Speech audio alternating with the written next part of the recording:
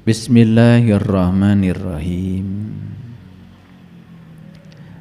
Assalamualaikum warahmatullahi wabarakatuh.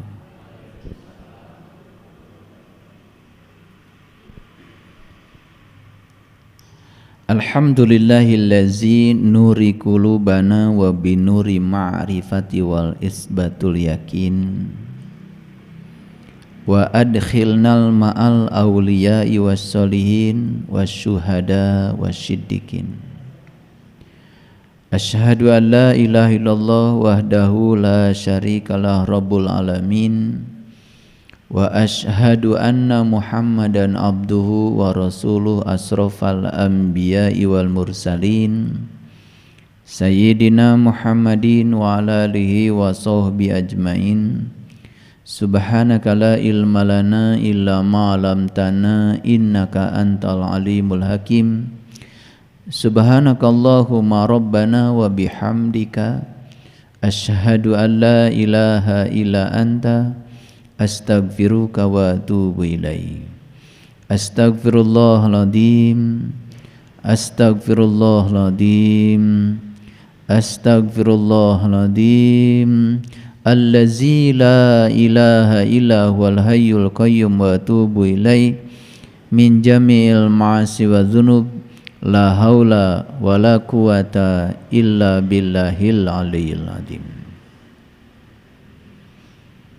Hari ini kita akan bicara jalan pulang percikan cahaya ilahi.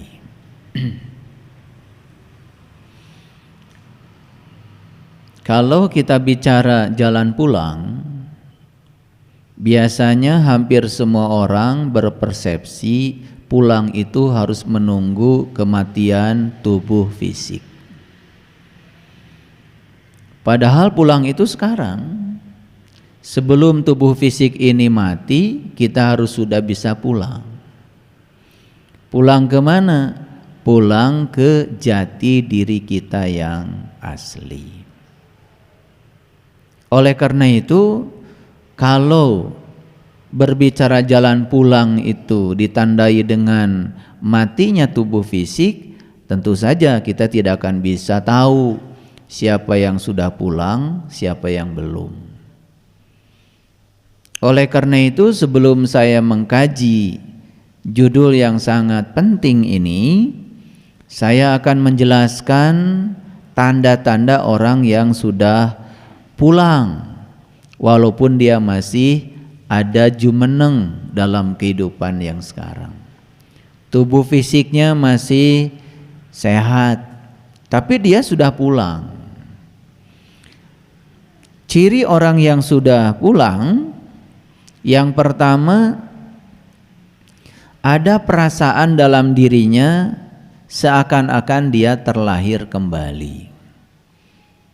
Jadi para sahabat yang dalam perjalanan kehidupan sekarang ini, dalam proses belajar, ada dalam diri kita satu perasaan seakan-akan kita ini terlahir kembali di kehidupan yang sekarang. Itu tanda sebetulnya kita ini sudah pulang. Oleh karena itu, orang yang merasakan perasaan itu, hidupnya itu menjadi penuh dengan kegembiraan, penuh sukacita, walaupun dia tidak bisa menjelaskan sebetulnya apa sih yang menyebabkan saya kok mengalami kegembiraan, sukacita. Pokoknya ada sesuatu yang baru saja dalam kehidupannya. Ciri yang kedua adalah ada keinginan dalam diri kita untuk menyendiri. Tetapi sendiriannya itu tidak merasa kesepian. Cuman ingin mengasingkan diri saja dari komunitas lama, karena dia merasa berada dengan komunitas yang lama itu tidak memberikan kontribusi apapun untuk kedamaian dirinya.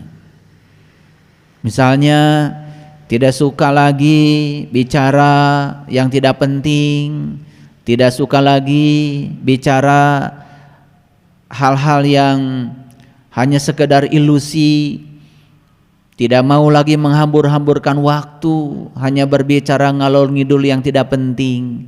Lalu dia mengambil posisi, udahlah saya mau menyendiri saja. Tapi menyendiri tidak merasa sendirian. Menyendiri tidak merasa kesepian karena sudah lahir kembali. Sudah memiliki energi baru, sudah memiliki kesadaran yang baru. Ciri yang ketiga, sudah tidak tertarik lagi kepada hal-hal yang dangkal. Sudah tidak tertarik lagi pada hal-hal yang palsu. Nah, ini yang akan kita kaji sekarang. Kemudian ciri yang keempat adalah kalau melihat penderitaan dan kesusahan orang lain itu ada kesedihan yang mendalam, mudah hanyut, mudah terlarut. Dulu tidak punya sifat seperti itu. Bahkan dulu mungkin malah punya sifat kalau orang lain itu susah malah senang. Kalau orang lain menderita itu malah mau puas. Nah, begitu kesadaran ini sudah muncul, di dalam diri itu ada perasaan sedih kalau tidak bisa menolong orang. Ada perasaan sedih ketika tidak bisa berbuat apa-apa untuk bisa membantu orang yang kesusahan atau menderita. Pokoknya ada kesedihan yang mendalam dalam diri, ada mudah terhanyut ya pada penderitaan orang ketika dia melihat kesusahan orang lain. Nah, semoga ciri-ciri yang seperti ini sudah kita miliki. Nah, kalau ciri-ciri ini sudah kita miliki, itu tanda sebetulnya kita tuh sudah pulang. Kemudian yang berikutnya, yang kelima, ada dorongan yang kuat dalam diri untuk membuat dunia ini lebih baik. Ada dorongan yang kuat dalam diri untuk memayu hayuning bawono. Ingin mempercantik dunia yang sudah cantik ini. Ingin berkontribusi ya membangun peradaban. Ingin berkontribusi, apa sih yang bisa saya lakukan untuk keselamatan dunia ini? Agar dunia ini bisa menyelamatkan anak cucu saya kemudian, gitu. Sedih ketika pohon ditebang, sedih ketika hutan-hutan digunduli, sedih ketika orang mengambil tambang dengan sesuka hati demi kepentingan sesaat, sedih ketika sungai dikotori. Lalu ada action dalam dirinya, ingin mengambil peran untuk mempercantik dunia yang sudah cantik ini. Kalau itu sudah ada dalam diri kita, ciri itu sudah keren, itu sudah keren ya. Kemudian ya tanda yang berikutnya, yang keenam, ada keinginan besar untuk menemukan dan memahami makna hidup. Ada keinginan besar untuk menemukan dan memahami makna kehidupan.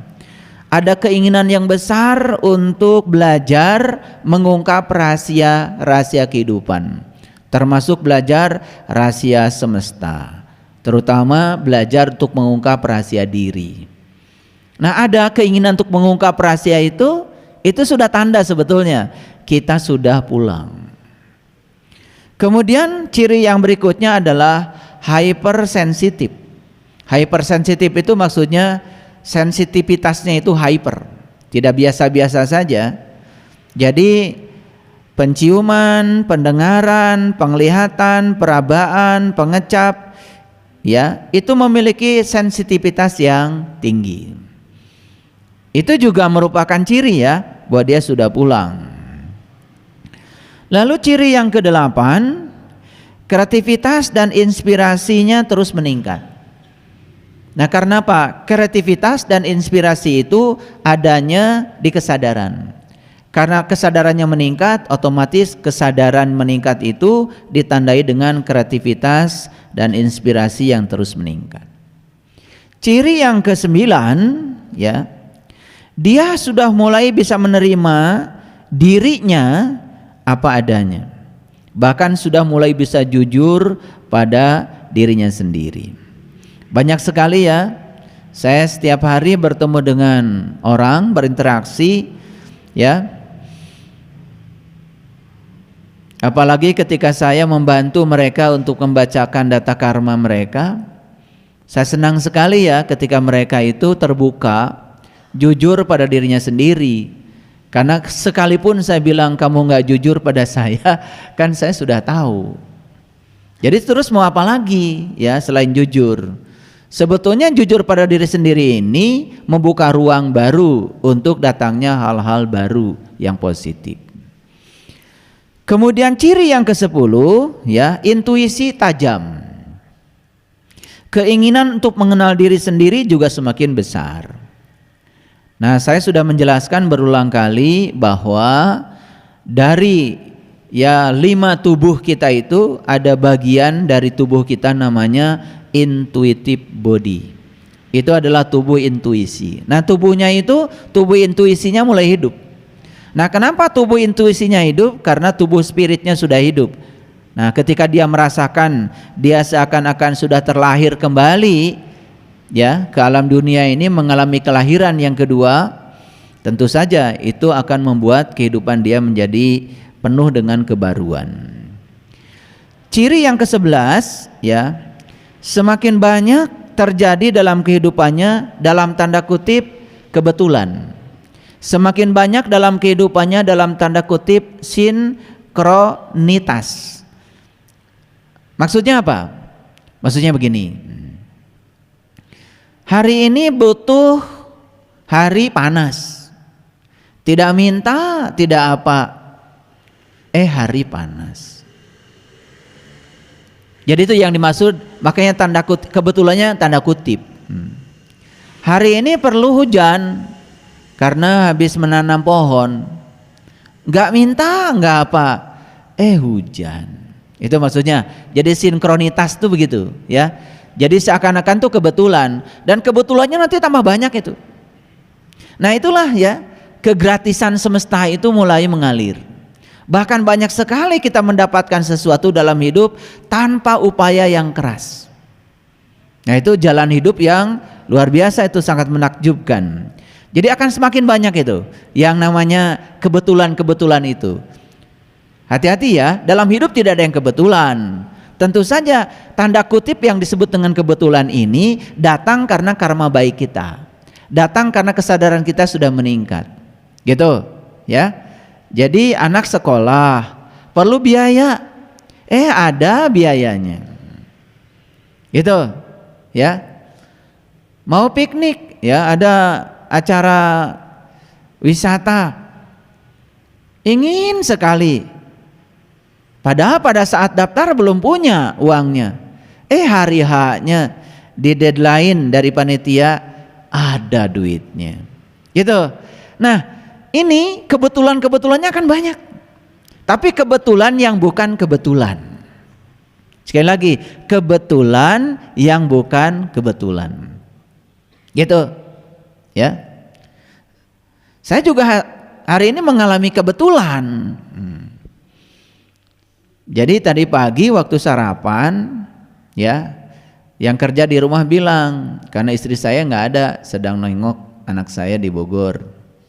Jadi kalau istri saya nggak ada kan pasti urusan dapur pasti lapornya sama saya. Jadi sekarang saya jadi ibu rumah tangga sekaligus bapak rumah tangga. Jadi air habis lapornya ke saya, ya. Telur ayam kampung habis lapornya ke saya. Jadi baru saja tadi pagi, ya, telur ayam kampung katanya buat sarapan saya habis. Karena saya itu kalau pagi sarapannya buah dan telur rebus, ya, setengah matang. Barusan saya lihat Bunda Cucu sama Ayah Asep ngasih ayam kampung, banyak lagi. Itu kebetulan itu. Iya, kebetulan yang bukan kebetulan, karena saya tidak pernah mengeluh.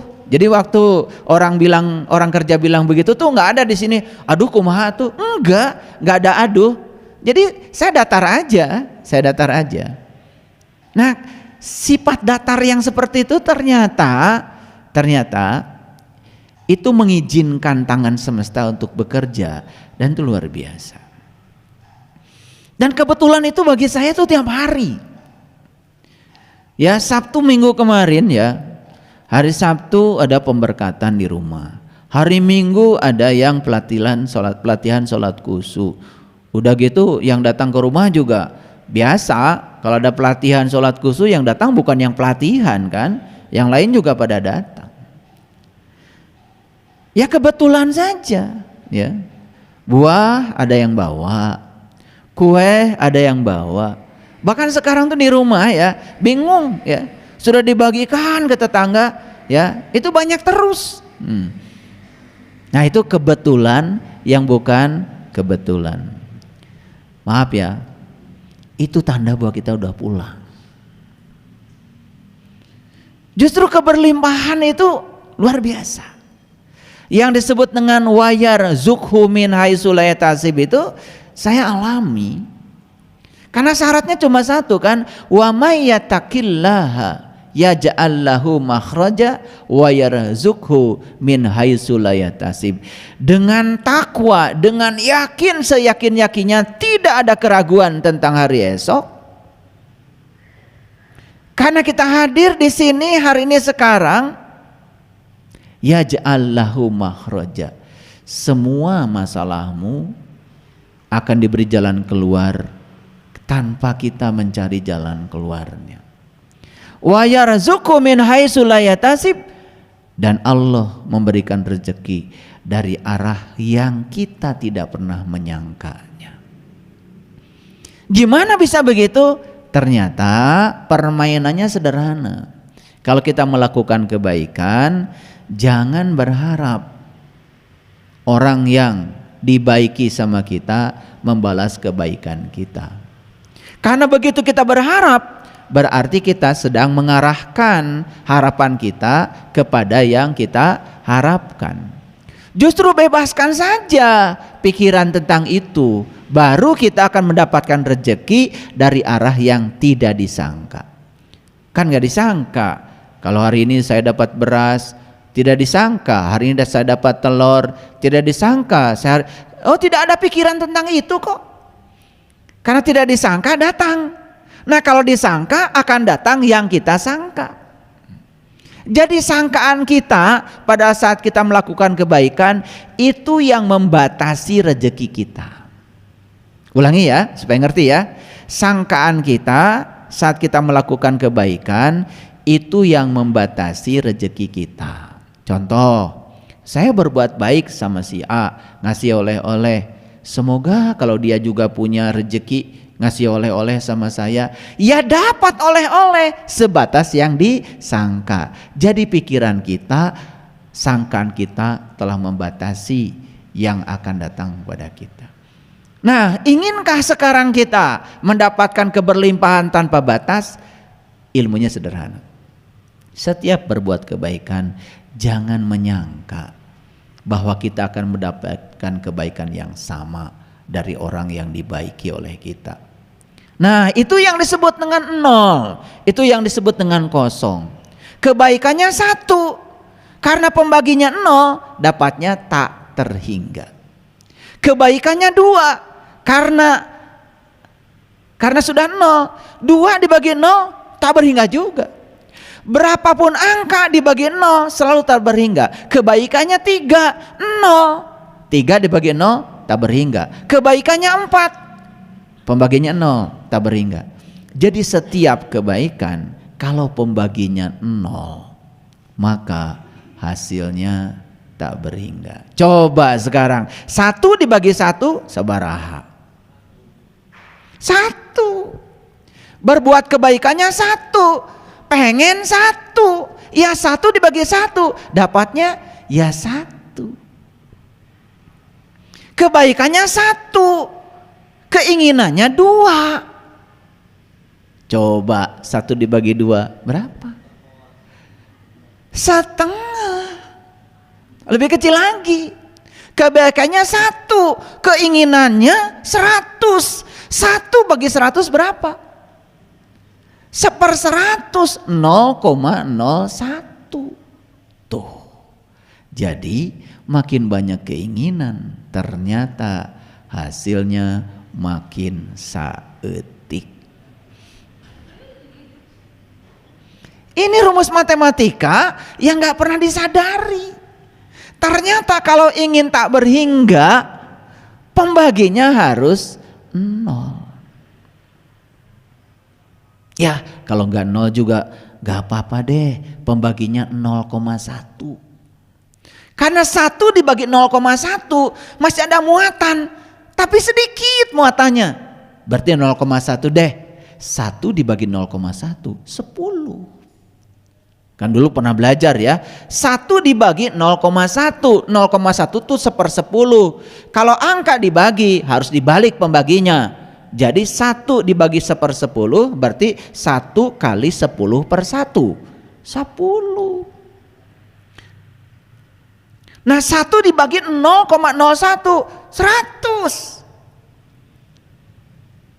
Masih berbilang dong kalau 100, tapi kalau 1 dibagi 0 tak terhingga. Nah anehnya kita itu ingin dapatnya tak terhingga, tetapi pembaginya 1, 2, 3, 1000. 1 dibagi 1000 0,0001. Luar biasa kecilnya. Makanya kalau di matematika itu ada 2 tak berhingga itu. 1 tak terhingga besarnya, 1 lagi tak terhingga kecilnya. Nah tak terhingga kecilnya dalam bahasa Inggris disebutnya infinitesimal. Infinite itu tak terbatas. Tapi tak terbatas kecilnya, aduh letik pisan. Makanya akibatnya apa? Mohon maaf ya, tasnya sih asli tapi isinya kosong. Daripada tas asli isinya kosong, lebih bagus tasnya asli isinya banyak.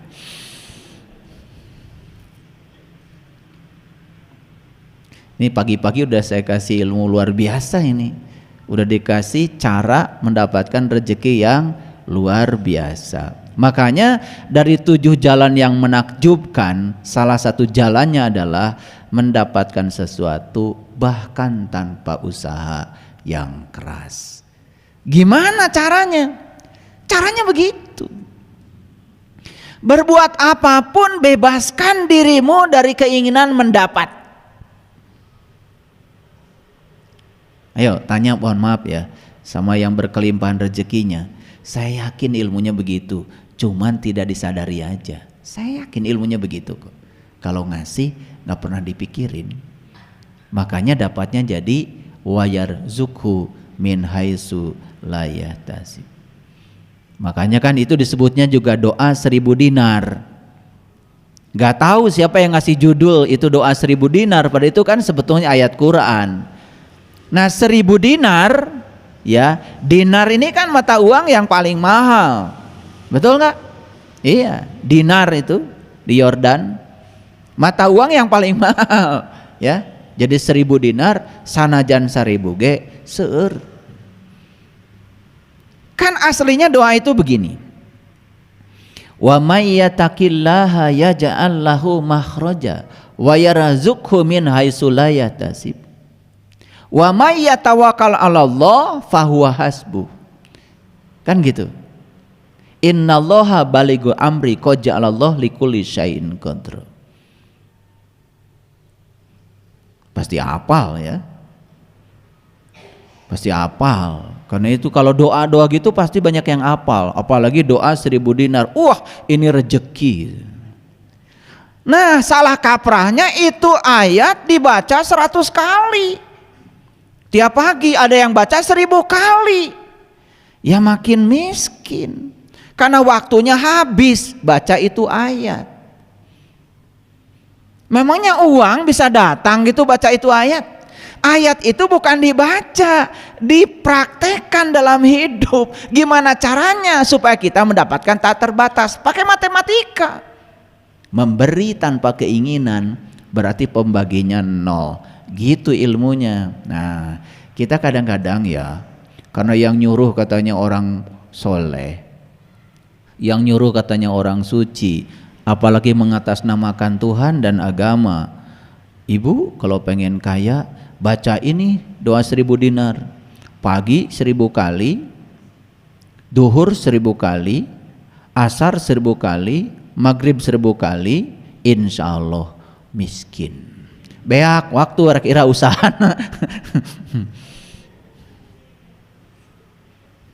Da artos mah ibu tegaduheun sampean. Moal bisa lempang kanu tas. Harus dijemput. Nah, ngejemputnya gimana? Nah, ada yang menjemput dengan cara yang susah, ada yang menjemput dengan cara yang mudah. Jadi saya kasih tahu ciri orang yang sudah pulang. Hari ini pun hidupnya penuh dengan keberlimpahan. Ini belum dibahas nih topik ini. Ini ciri-cirinya dulu ya, supaya menarik. Ciri yang ke-12. Orang yang sudah pulang itu tidurnya nyenyak.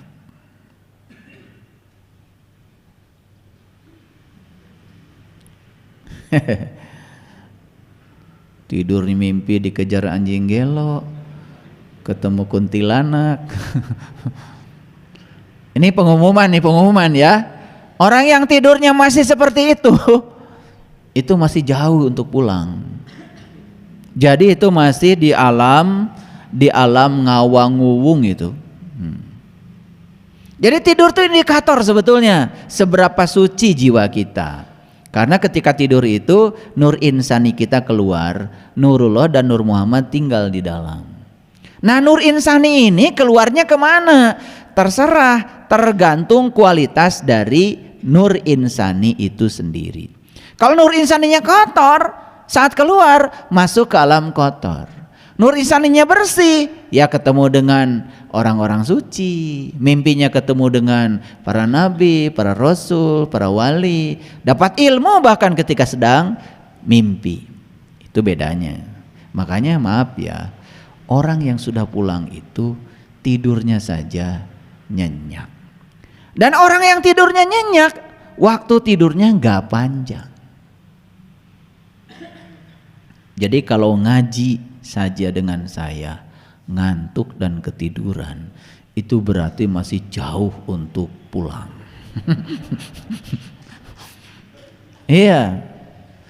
Jadi ngaji dengan saya sedang cerita begini, itu sampai ngantuk, apalagi sampai terdengar suara-suara aneh gitu ya, seperti pesawat tempur.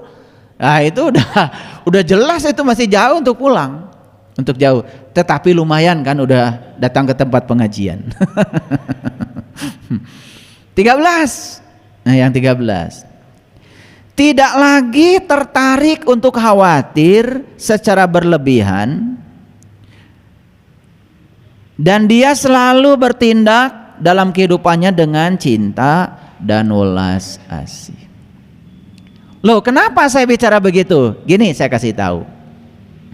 Karena ada orang tuh yang tidak punya cinta dan welas asih, mau ngasih ongkos saja sama orang lain masih mikir, khawatir kalau saya ngasih saya kekurangan. Tanu seri pang tarikna. Itu namanya ya. Itu namanya masih jauh tacan balik. Orang yang sudah pulang pada jati dirinya, dia itu kalau memberi dengan cinta dan ulas asih. Kalau dia memberi dengan cinta dan ulas asih, pastikan ya, saya mau bicara sama kalian semuanya. Kalau memberi dengan cinta dan ulas asih, tidak ada sedikit pun rasa khawatir pada diri, takut kalau kita memberi kita kekurangan. Ya, sebetulnya orang-orang yang susah khawatir kalau memberi itu sebetulnya karena memberinya itu tidak punya cinta, tidak punya welas asih, gitu. Bahkan mau memberi aja banyak gak jadinya. Karena Karena apa? Yang menggoda itu yang tadi tuh, rasa khawatir. Sekarang saya kasih tahu, itu rasa khawatir alamatnya di mana? Itu adanya di ego. Apa ego itu? Ego itu adalah pikiran palsu. Itulah diri palsumu. Jadi rasa khawatir itu sebetulnya selalu tentang hari esok. Kalau saya ngasih banyak-banyak, besok saya gimana? Ya Allah. Kalau hari ini lu ngasih banyak, ya besok lebih banyak lagi. Kenapa sih tidak pernah tahu ya pada hukum alam? Kenapa tidak pernah tahu bagaimana alam bekerja? Alam itu bekerja, semakin banyak kau memberi, semakin banyak kau mendapat. Itu sudah diajarkan berulang kali oleh alam. Lihat sungai. Tidak pernah sungai memakan air, meminum air. Bahkan seluruh air digunakan semua untuk kehidupan makhluk. Betul? Lihatlah matahari. Tidak ada sinar yang pulang ke matahari. Semua keluar dari matahari. Semua keluar, nggak ada yang ke dalam. Dan semua sinarnya diberikan untuk semua makhluk. Lihat pohon. Pohon mangga, pohon pisang. Semua hasil buahnya pun dipersembahkan buat alam. Gak ada pohon yang makan buahnya sendiri. Manusia aja. Hanya manusia yang menghasilkan banyak hanya untuk dirinya sendiri. Hanya manusia. Tetapi anehnya manusia menganggap dirinya lebih mulia dari pohon. Gak sadar tuh manusia. Bahkan memimpikan tempat istimewa setelah kematian. Teu era gitu. Pohon pisang aja saya tanya, nanti kamu kalau mati mau masuk surga apa neraka? Apa kata pohon pisang? Emang gue pikirin katanya. Jawabnya begitu. Dia persembahkan seluruh pisangnya buat kehidupan, buat semesta. Dia tidak memimpikan tempat istimewa setelah kematian. Hanya manusia yang suka memimpikan tempat istimewa setelah kematian, padahal dia tidak pernah berbuat apa-apa dalam kehidupannya. Lucu nggak manusia itu? Lucu nggak? Lucu memang. Jadi orang yang berkelebihan dalam khawatirnya itu karena tidak punya welas asih, tidak punya cinta. Makanya orang yang tidak punya cinta, tidak punya welas asih, jangan berharap dia memberi.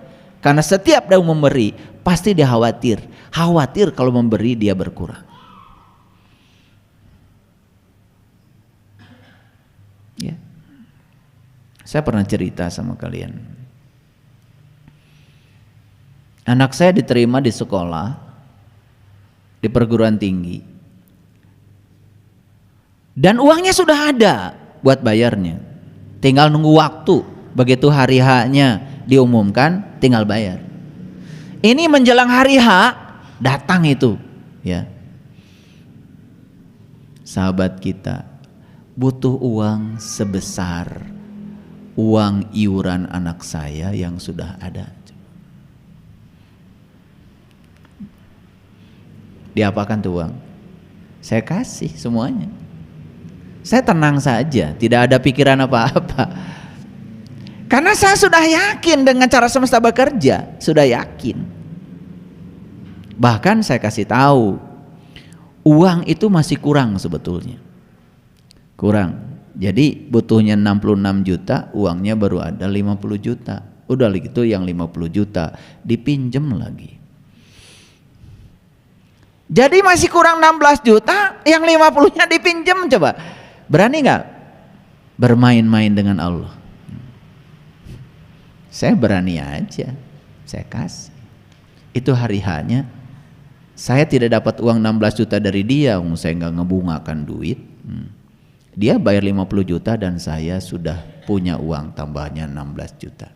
Jadi saya yakin yang 16 juta itu bonus kebaikan karena saya udah pinjamkan 50 juta. Keren tuh cara semesta bekerja itu. Keren banget sebetulnya. Cuman kita gak keren karena apa? Karena kita sering ragu. Makanya di dalam Quran surat Maryam, tahu Maryam? Tahu Maryam? Tahu apa tidak? Kalau enggak saya jelaskan. Maryam itu seorang ibu. Ibu itu yang melahirkan. Jadi Quran surat Maryam itu bukan cerita sosok ibu yang melahirkan tubuh fisik sebetulnya. Maryam itu adalah ibu yang melahirkan. Melahirkan apa saja? Melahirkan kebaikan, melahirkan kebijaksanaan, melahirkan kesabaran. Makanya Quran surat Maryam isinya tuh luar biasa. Apa pembukanya Quran surat Maryam? Pembukanya adalah Kaf, Ha, Ya, Ain, Shad. Apa artinya? Hanya Allah yang tahu. Jadi kalau kalian baca terjemahan yang ada, artinya Kaf, Ha, Ya, Ain, Shad itu hanya Allah yang tahu. Izin saya mengartikan itu. Kok bisa saya mengartikan? Itu berdasarkan pengalaman. Ternyata Kaf itu dari kafah. Kafah itu artinya menyeluruh. Jadi waktu bilang Kaf, serahkan seluruh urusanmu padaku, kata Allah. Maka begitu segala urusan diserahkan pada Allah, apa artinya? Berarti kita sudah angkat tangan. Makanya setiap kita angkat tangan, Allah turun tangan. Tapi kalau segala urusan dikup sama kita, seakan-akan kitalah yang bisa menyelesaikan semuanya, berarti kita turun tangan. Kata Allah, giliran saya angkat tangan. Jadi sebetulnya Allah itu sering angkat tangan untuk kamu, karena kamu terlalu turun tangan. Bahkan tidak yakin kalau Allah akan membantu. Karena apa? Gak ngerti kaf. Makanya begitu kaf itu sudah dipahami. Yang kedua kita dapat ha. Ha-nya ha besar. Ha. Awas ya. Harus betul ngomongnya. Ha. Kalau nggak betul nanti kalian masuk neraka. Ha itu hidayah. Hidayah itu bimbingan. Jadi siapapun yang sudah menyerahkan segala urusan pada Allah, maka dia akan dapat ha.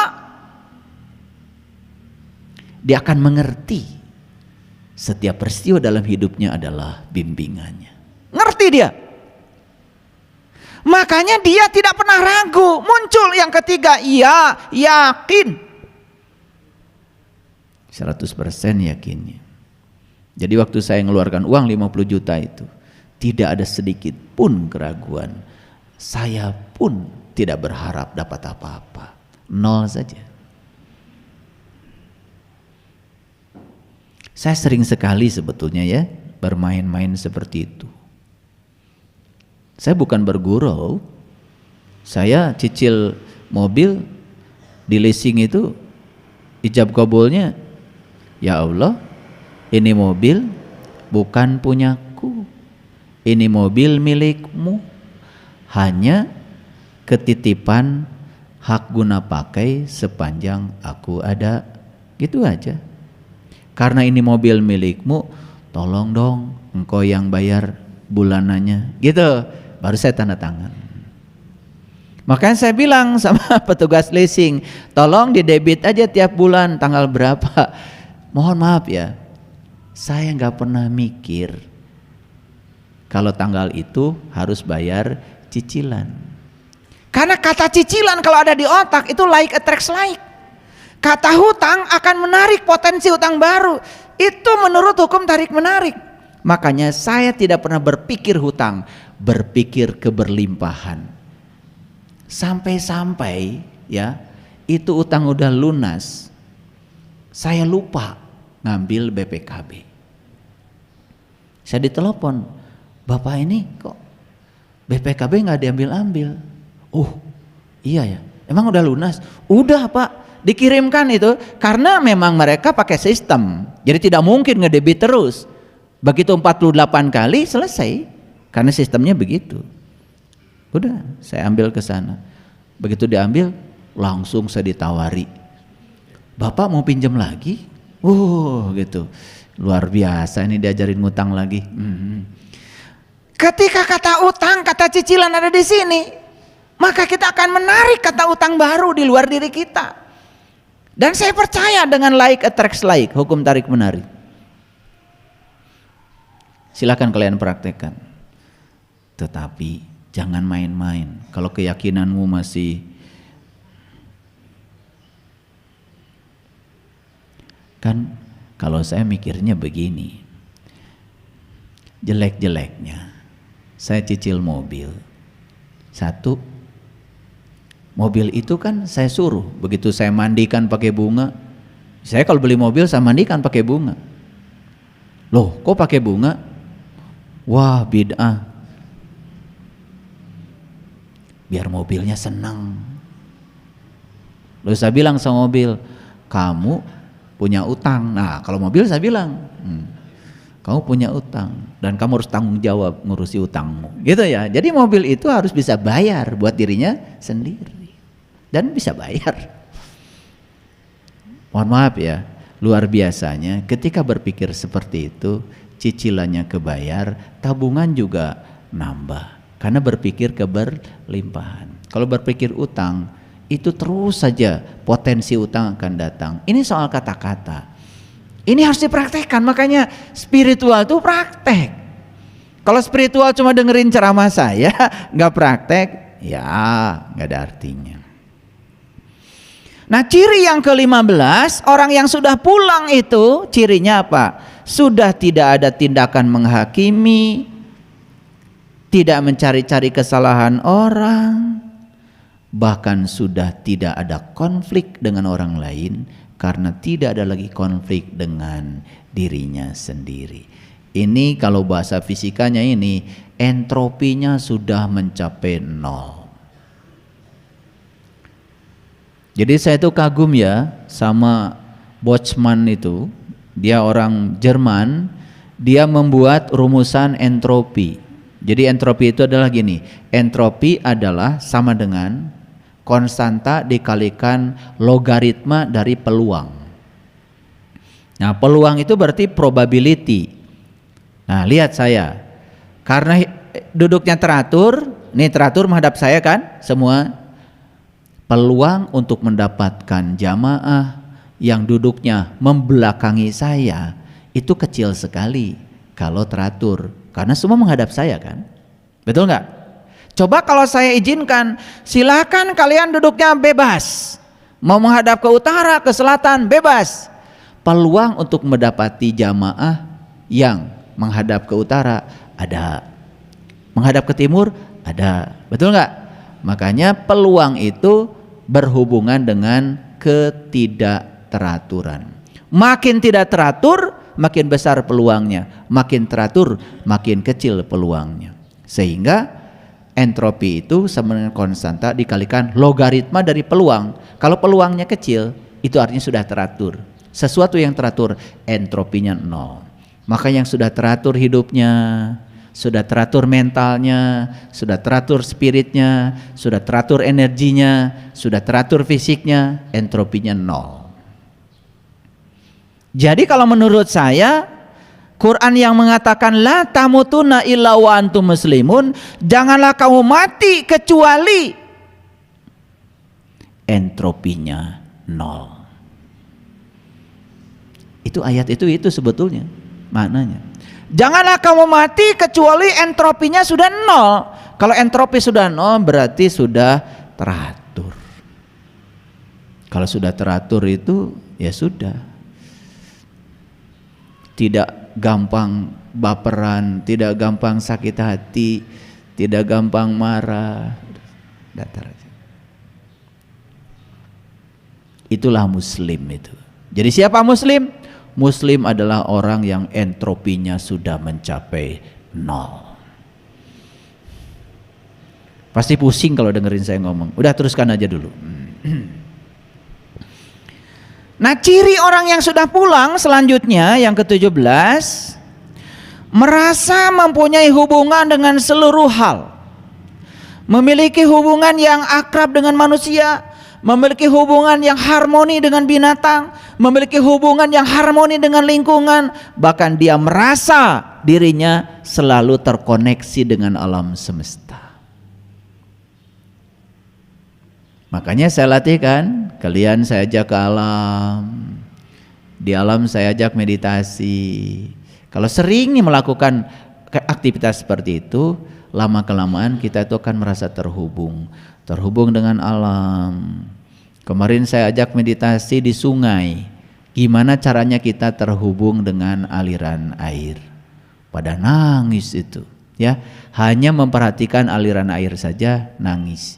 Hanya memperhatikan suara air saja gemuruh nangis. Kenapa? Sudah resonansi dengan alam. Makanya orang yang sudah pulang kelihatan sekarang. Dia sayang sama tumbuhan, dia sayang sama binatang, dia sayang sama alam, dia ikut menjaganya. Gitu. Sayang kalian sama binatang? Sayang sama anjing? Sama babi?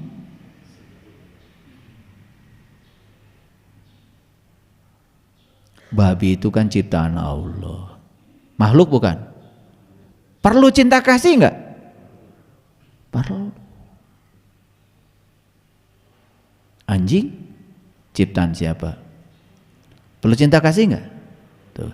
Karena kita merasa kita ini lebih mewah dari mereka, lalu memperlakukan mereka semaunya kita.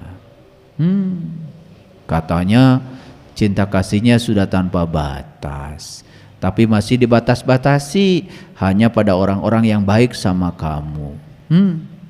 Cinta kasih macam apa yang semacam itu? Itu namanya pangeretan.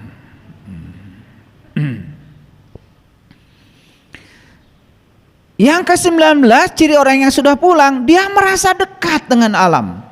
Sangat dekat dengan alam. Kenapa? Karena dia sadar kalau dia dengan alam itu sama. Masih ingat gak waktu saya ajarkan meditasi di sungai, saya bilang air yang mengalir di sungai itu sama sejenis dengan air yang mengalir dalam darahmu. Molekul air yang ada di sungai rumusnya H2O. Molekul air yang ada di darahmu juga H2O. Apa bedanya? Begitu saya bilang begitu, nangis. Karena apa? Selama ini kita menganggap seakan-akan tubuh kita ini lebih mewah daripada air yang di gelas. Padahal bukankah tubuh air yang ada di tubuhmu itu berasal dari gelas?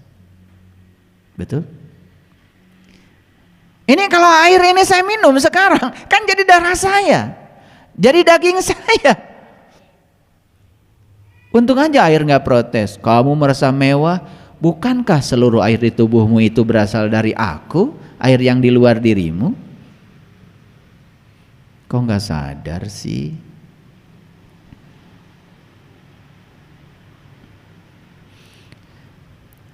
Dan yang terakhir, ciri orang yang sudah pulang, ini tentu saja bukan terakhir, masih banyak. Cuman kalau saya bahas gak cukup waktu.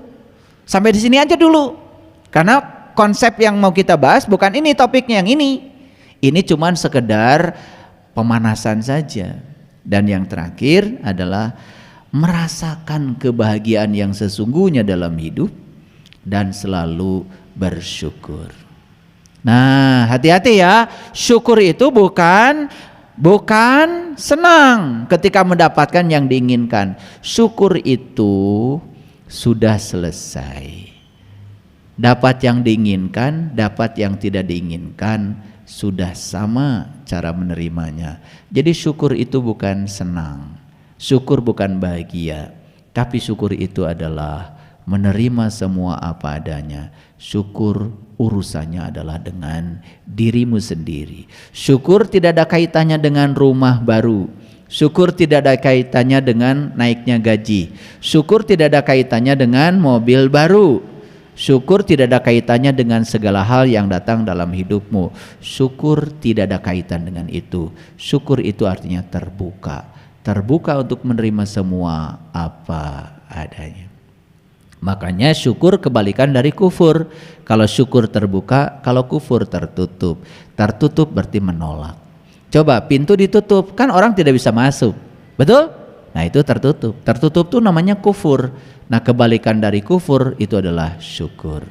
Kira-kira dari sekian banyak yang saya ungkapkan sebagai ciri orang yang sudah pulang, apakah kita punya ciri-ciri itu?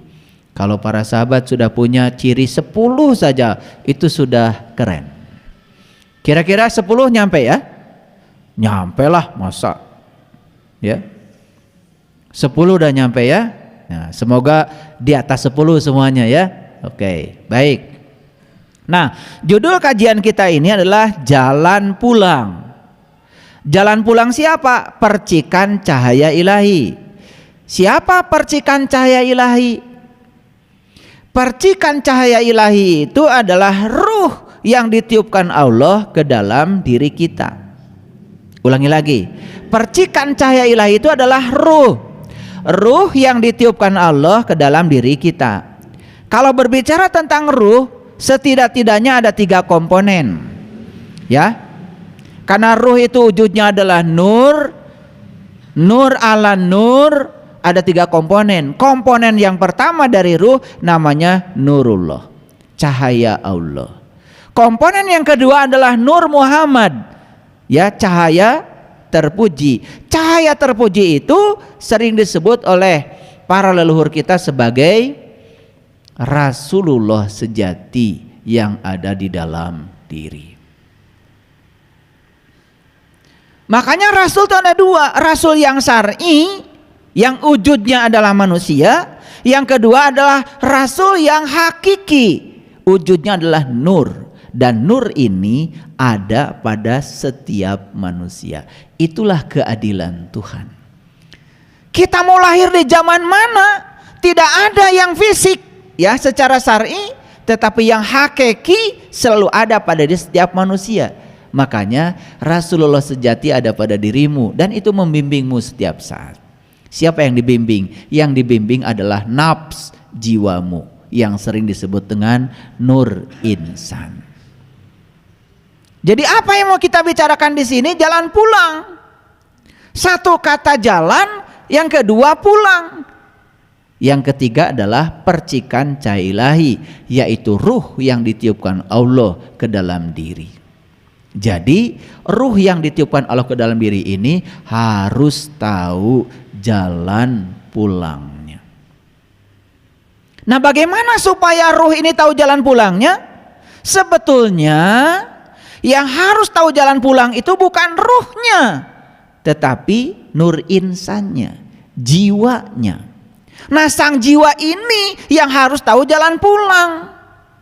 Apakah tidak dibimbing sang jiwa ini oleh Nurullah dan Nur Muhammad? Dibimbing setiap saat. Cuman si jiwa ini jarang ikut pada bimbingan dari Nurullah dan Nur Muhammadnya. Itu saja. Jadi kalau ingin tahu jalan pulang, sederhana, ikuti saja bimbingan dari Nurullah dan Nur Muhammad yang ada dalam diri. Itu saja cukup.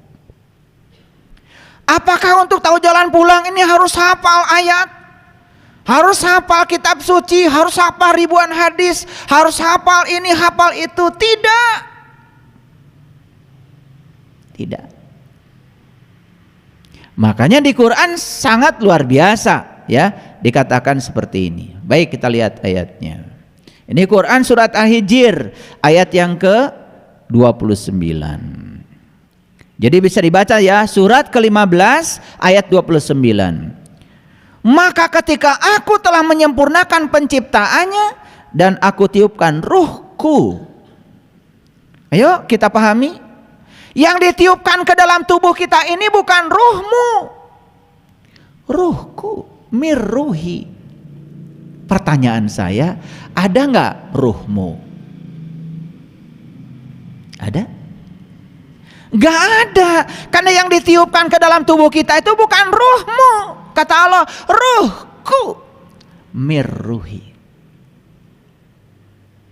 Jadi siapa sesungguhnya dirimu itu? Ya, dirimu itu adalah ruhku.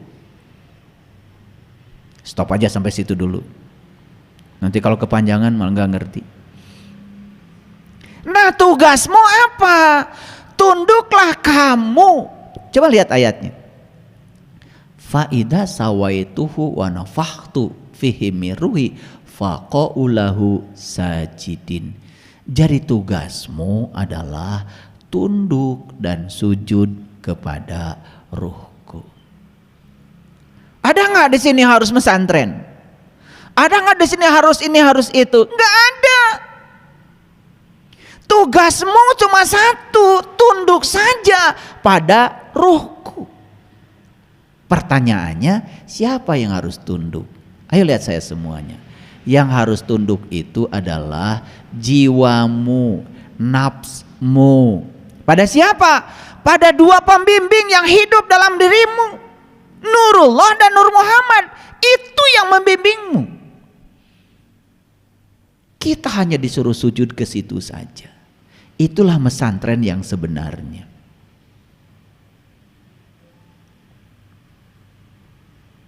Paham sekarang? Kan kita sudah banyak contoh. Mohon maaf, saya bukan menyepelekan. Orang hafal ini, hafal itu, tetapi perilakunya begitu. Bahkan dia mengatakan yang paling suci, yang paling baik, tapi kenyataannya begitu. Mohon maaf. Ada terdengar berita, informasi. Di sini terjadi pencabulan, di sini terjadi ini, terjadi itu.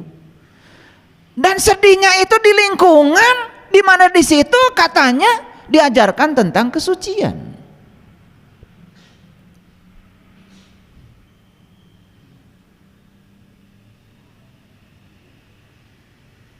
Jadi sederhana saja sebetulnya. Kalau ingin tahu jalan pulang, satu-satunya jalan pulang adalah sujudkan jiwamu pada ruhku. Itu saja. Saya yakin siapapun orang di tempat ini yang selalu mengikuti apa kata diri sejatinya, bahkan tidak hafal ayat, tidak ngaji ini ngaji itu, saya yakin selamat. Sebaliknya, yang hafal ini hafal itu cuman luarnya saja, tetapi dia berkhianat kepada ruhku yang ada dalam dirinya. Itulah yang disebut dengan melanggar dari keselarasan diri dengan diri sejatinya. Gimana, mengerti? Sebelum saya lanjutkan, yuk kita simpulkan dulu. Jadi yang disebut dengan jalan itu jalan pulang. Kalau ruhku ini percikan cahaya ilahi ingin pulang ke tempat asalnya, sederhana kok. Jalannya turuti perintah ruhku yang membimbingmu setiap saat, setiap ruang dan waktu, tidak pernah tertidur, tidak pernah terkantuk. Ikuti saja itu. Sudah selesai. Dan saya yakin orang-orang yang selalu mengikuti dan tunduk sujud kepada ruhku yang ada di dalam dirinya, gak bisa ini, gak bisa itu, gak hafal ayat ini, gak hafal ayat ini, selamat. Selamat.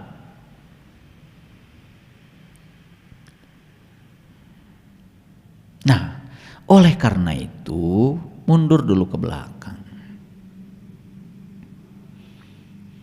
Kita ini harus belajar ilmu. Syaratnya tiga. Satu, ilmu itu harus memenuhi asas koherensi. Yang kedua, ilmu itu harus memenuhi asas korespondensi. Yang ketiga, ilmu itu harus memenuhi asas pragmatis. Ini agak keren sedikit kuliah hari ini. Saya bicara filsafat ilmu sedikit. Apa yang disebut dengan asas koherensi?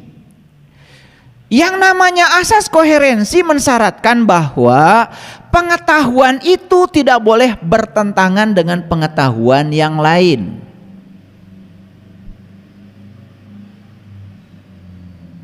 Yuk lihat saya.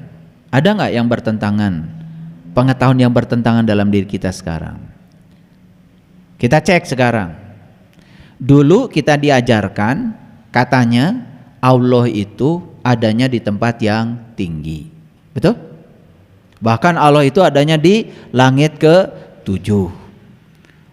Langit ke-7 itu tempatnya tinggi tuh, jauh di sana. Apakah itu ilmu? Cek dulu. Tanya kitab suci.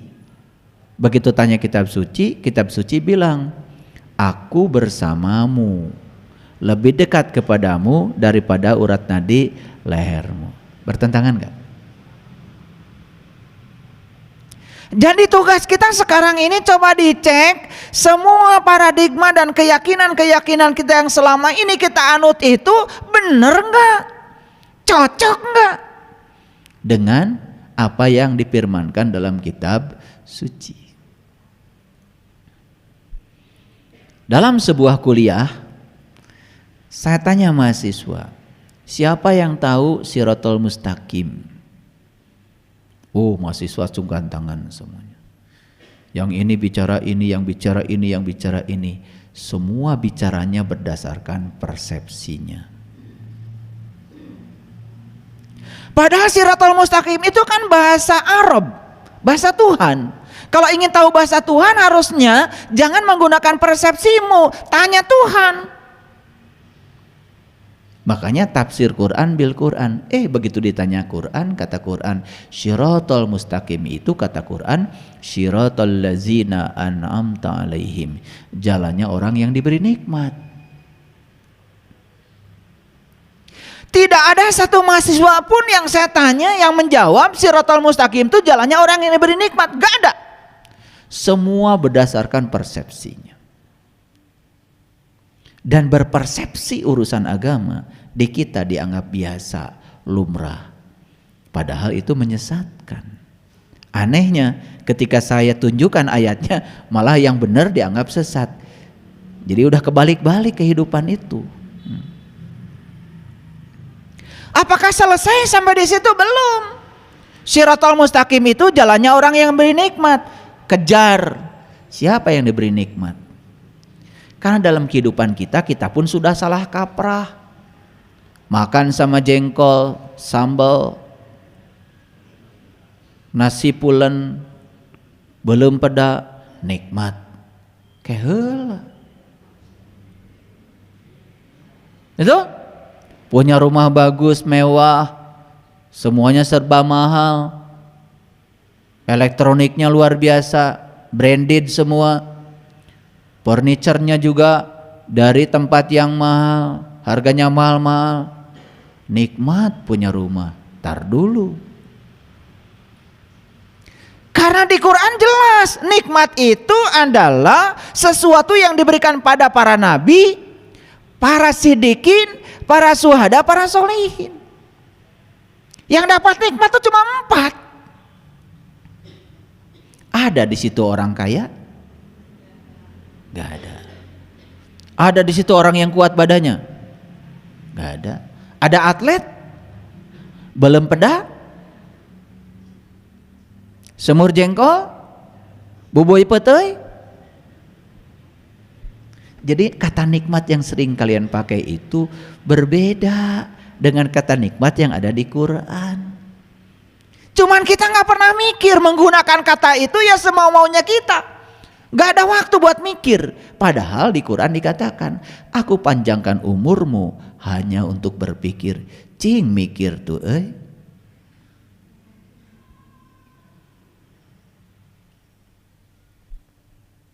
Gak ada waktu.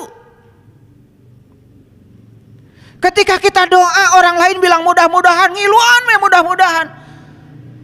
Semua kata yang diulang 2 kali pakai akhiran ante bohong. Jadi mudah-mudahan teh berarti hese.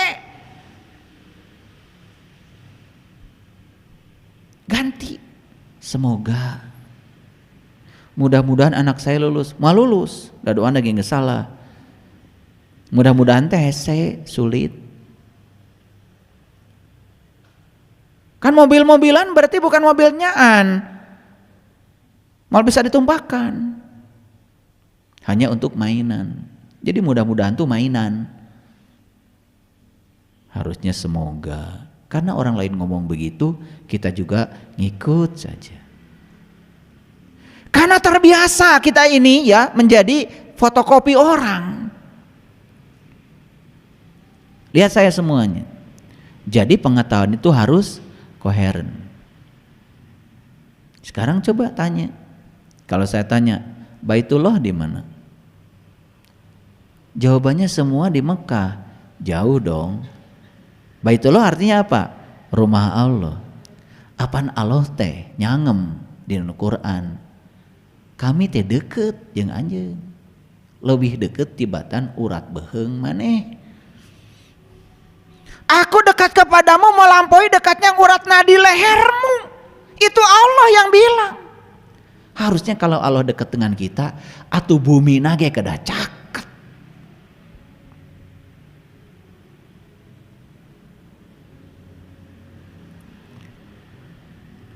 Sugan we mikir dikiekeun.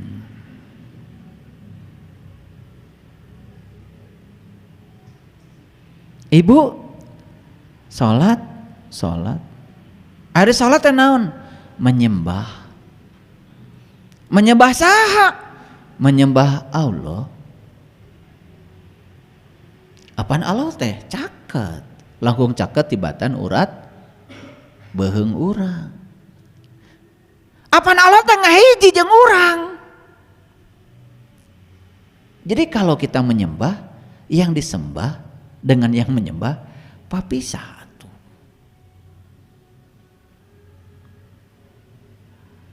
Nah ini gak akan saya teruskan pikiran kesorangan. Berarti kan harus ada semacam revolusi pemahaman untuk mendudukan kembali semua hal yang selama ini tidak koheren menjadi koheren. Saya tanya setiap orang yang bertemu dengan saya, bahkan yang datang ke rumah mau belajar dengan saya, Bapak Ibu terang tahu nggak Sidratil Muntaha? Oh tahu. Apa Sidratul Muntaha? Itu katanya langit ketujuh. Saya tanya lagi, Ibu Bapak tahu langit? Mulai mikir tuh. Itu cenaan warna biru. Nah, mulai pas lihat gunung dilihat dari jauh warnanya biru. Apa ditinggali ti deket mah henteu biru. Berarti biru bohong? Bohong, itu tipuan mata. Jadi biru itu sebetulnya hanya peristiwa pembiasan cahaya. Nah, kalau kita terus ke atas bakal ketemu langit. Kan kita sering naik pesawat. Terus pesawat naik ke atas terus sampai ketinggian 32.000 kaki. Itu penak jeung langit. Yang kita temukan cuman ruang kosong. Jadi selanjutnya yang mana langit? Langit mencaket. Di dia. Makanya ada perintah dalam Quran, kamu saksikan bintang di langit terdekatmu. Disuruh melihat bintang pun di langit terdekat, bukan di langit terjauh. Jadi Sidratul Muntaha di mana? Kekewe di langit ke-7, bari jeung langit nage eueuh. Begitu dibongkar isinya Sidratul Muntaha, oh ternyata bahasa Arab. Sidra itu artinya sadar, Al-Muntaha itu artinya puncak, penghujung. Sidratil Muntaha itu puncak kesadaran. Padahal gampang. Angkat we ke rumah sakit. Tingali tadi ICU nunggaloler. Tanya ke keluargana, kunaon itu Ibu? Stroke. Ari orang stroke sadar ente? Kan tidak sadar. Ada stroke di mana? Di bujur. Di mana stroke? Apaan stroke teh di dieu? Pembuluh darah pecah. Ke kamar mandi. Nih. Mau mandi. Mau mandi ku sabab hareudang, gerah, langsung brrrr we. Ya, mastaka heula, kepala dulu yang disiram pakai air dingin. Darah tahu karena di bagian atas kepala itu dingin, gara-gara ada air dingin, maka darah berduyun-duyun naik ke atas. karena ingin memanaskan kepala yang dingin. Apa yang terjadi? Karena sudah sepuh, umur di atas 60, 70, pembuluh darah di otak sudah menyempit, darah yang naik ke atas banyak, tidak kuat tuh paralonnya, pecah pembuluh darah gara-gara salah mandi. Begitu pecah, blak jatuh. Karena kita awam, oh sepuh abdi gebis di kamar mandi kunaon ti soledat cenah, padahal pecah pembuluh darah. Begitu pecah pembuluh darah, apa yang terjadi? Sistem kelistrikan otak kacau, sistem kimia otak kacau, hilang kesadaran. Ibu bapak bade naros sakali deui, ari sadar di mana? Tunjukkeun sadar di mana? Di dia atau di dia? Nah, Sidratul Muntaha ujug-ujug di ditu. Kan ini tidak koheren. Nah kalau saya rinci, gak akan selesai 10 jam saya bicara begini.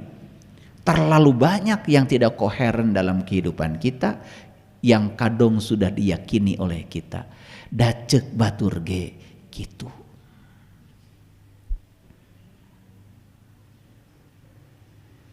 Makanya koreksi, coba bikin daftar. Pulang dari sini ibu bapak beli buku, rada kandel setik bukuna. Bere judul ku sepidol nu gede.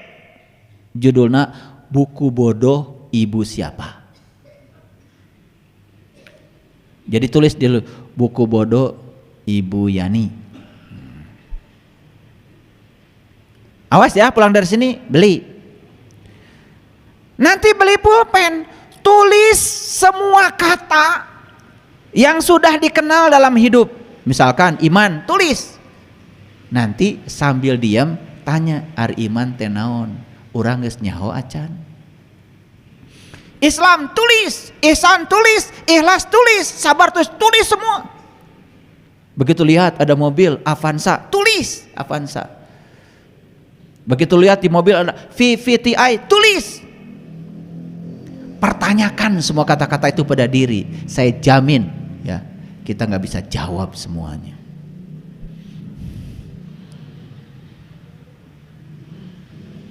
Saya jamin nggak bisa jawab semuanya. Karena yang disebut tahu selama ini oleh kita tuh kita tidak tahu.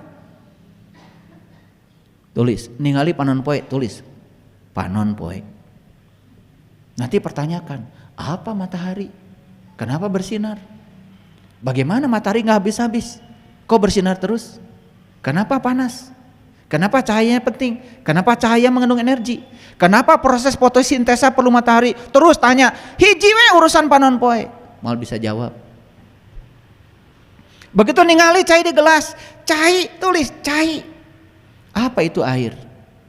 Kenapa molekulnya H2O?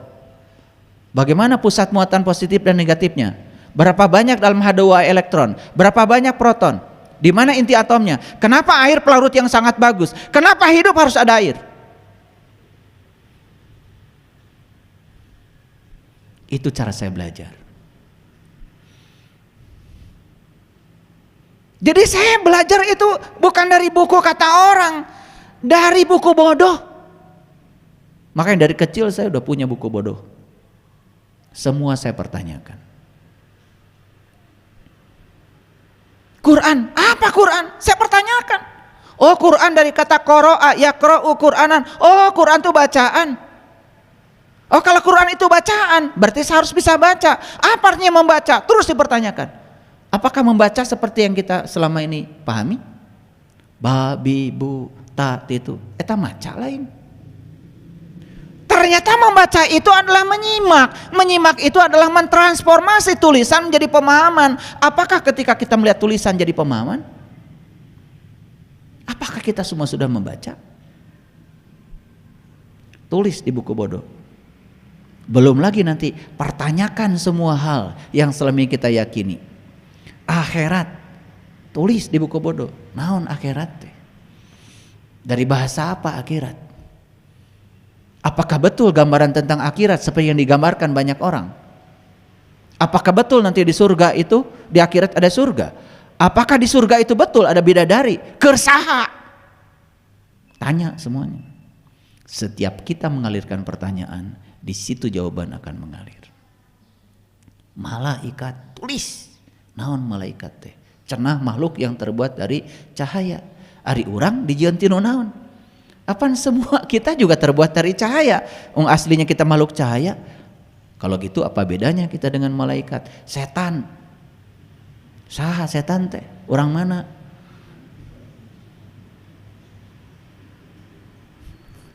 Pernah nggak gitu belajar? Makanya semua yang kita yakini ringkih, tidak koheren. Begitu dibuktikan, semua tidak selaras. Baru satu. Dua, pengetahuan itu harus sesuai dengan faktanya. Dan harus bisa dibuktikan. Mohon maaf. Kita punya keyakinan. Apakah keyakinan kita sesuai dengan faktanya? Apakah keyakinan bisa dibuktikan? Kalau tidak bisa dibuktikan, tidak termasuk kelompok pengetahuan.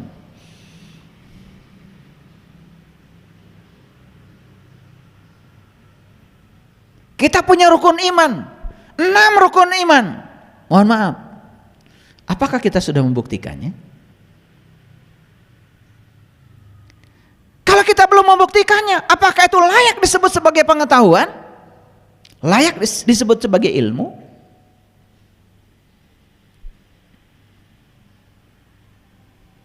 Makanya jangan asal ngomong.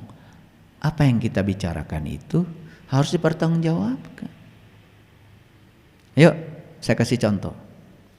Setiap hari kalian baca Bismillahirrahmanirrahim. Iya kan? Mau masak Bismillahirrahmanirrahim. Mau naik mobil Bismillahirrahmanirrahim. Saya yakin lah, ya, dari wajah-wajahnya kelihatan. Pasti itu mengucapkan itu. Pertanyaannya, pernah nggak kita bertanya, mengapa kalau kita mau melakukan apapun harus pakai Bismillahirrahmanirrahim?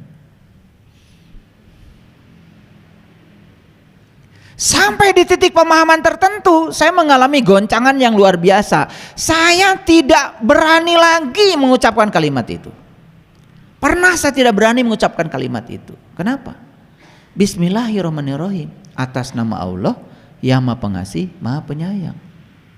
Berarti kalau saya bilang atas nama, pertanyaannya, apa betul saya ini layak untuk mengatasnamakan Dia yang Maha Pengasih, yang Maha Penyayang, sementara saya masih pembenci, sementara saya masih usil pada orang, sementara saya masih belum bisa memaafkan orang, sementara cinta kasih saya juga masih terbatas, sementara orang lain susah pun saya diam?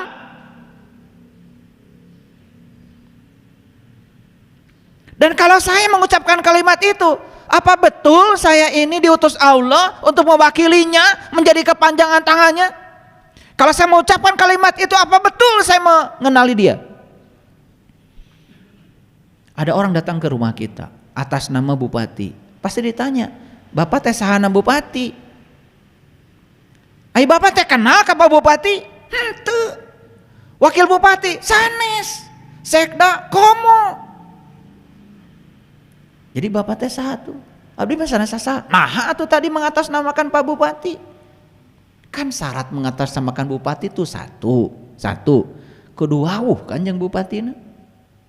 2, harus membawa visi dan misi bupati.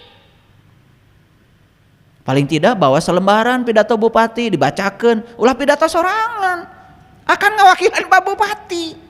Sama kalau upacara ya, upacara hari pendidikan. Kan di Jakarta Menteri Pendidikan bikin cek tes pidato. Dibacakan tah ku kepala sekolah, rektor, guru, semua di depan siswa atas nama Menteri Pendidikan. Betul?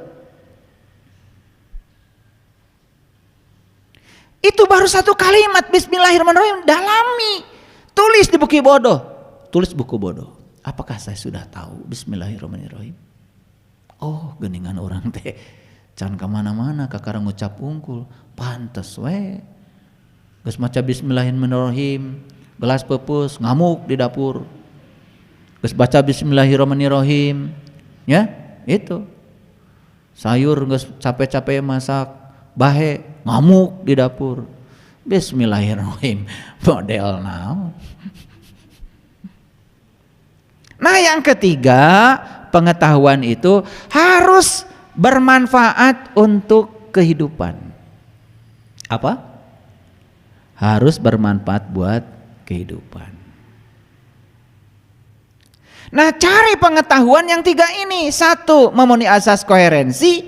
Dua, memenuhi asas korespondensi. Tiga, memenuhi asas pragmatis.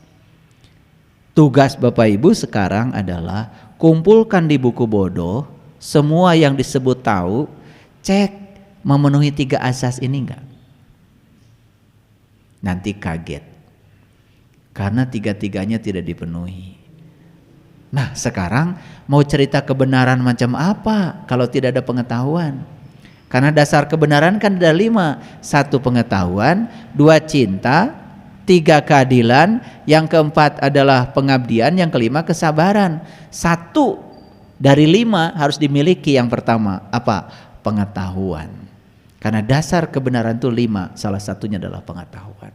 Sementara pengetahuannya tidak memenuhi asas pengetahuan, koherensi tidak, korespondensi tidak, pragmatis juga tidak. Punten Ibu Bapak.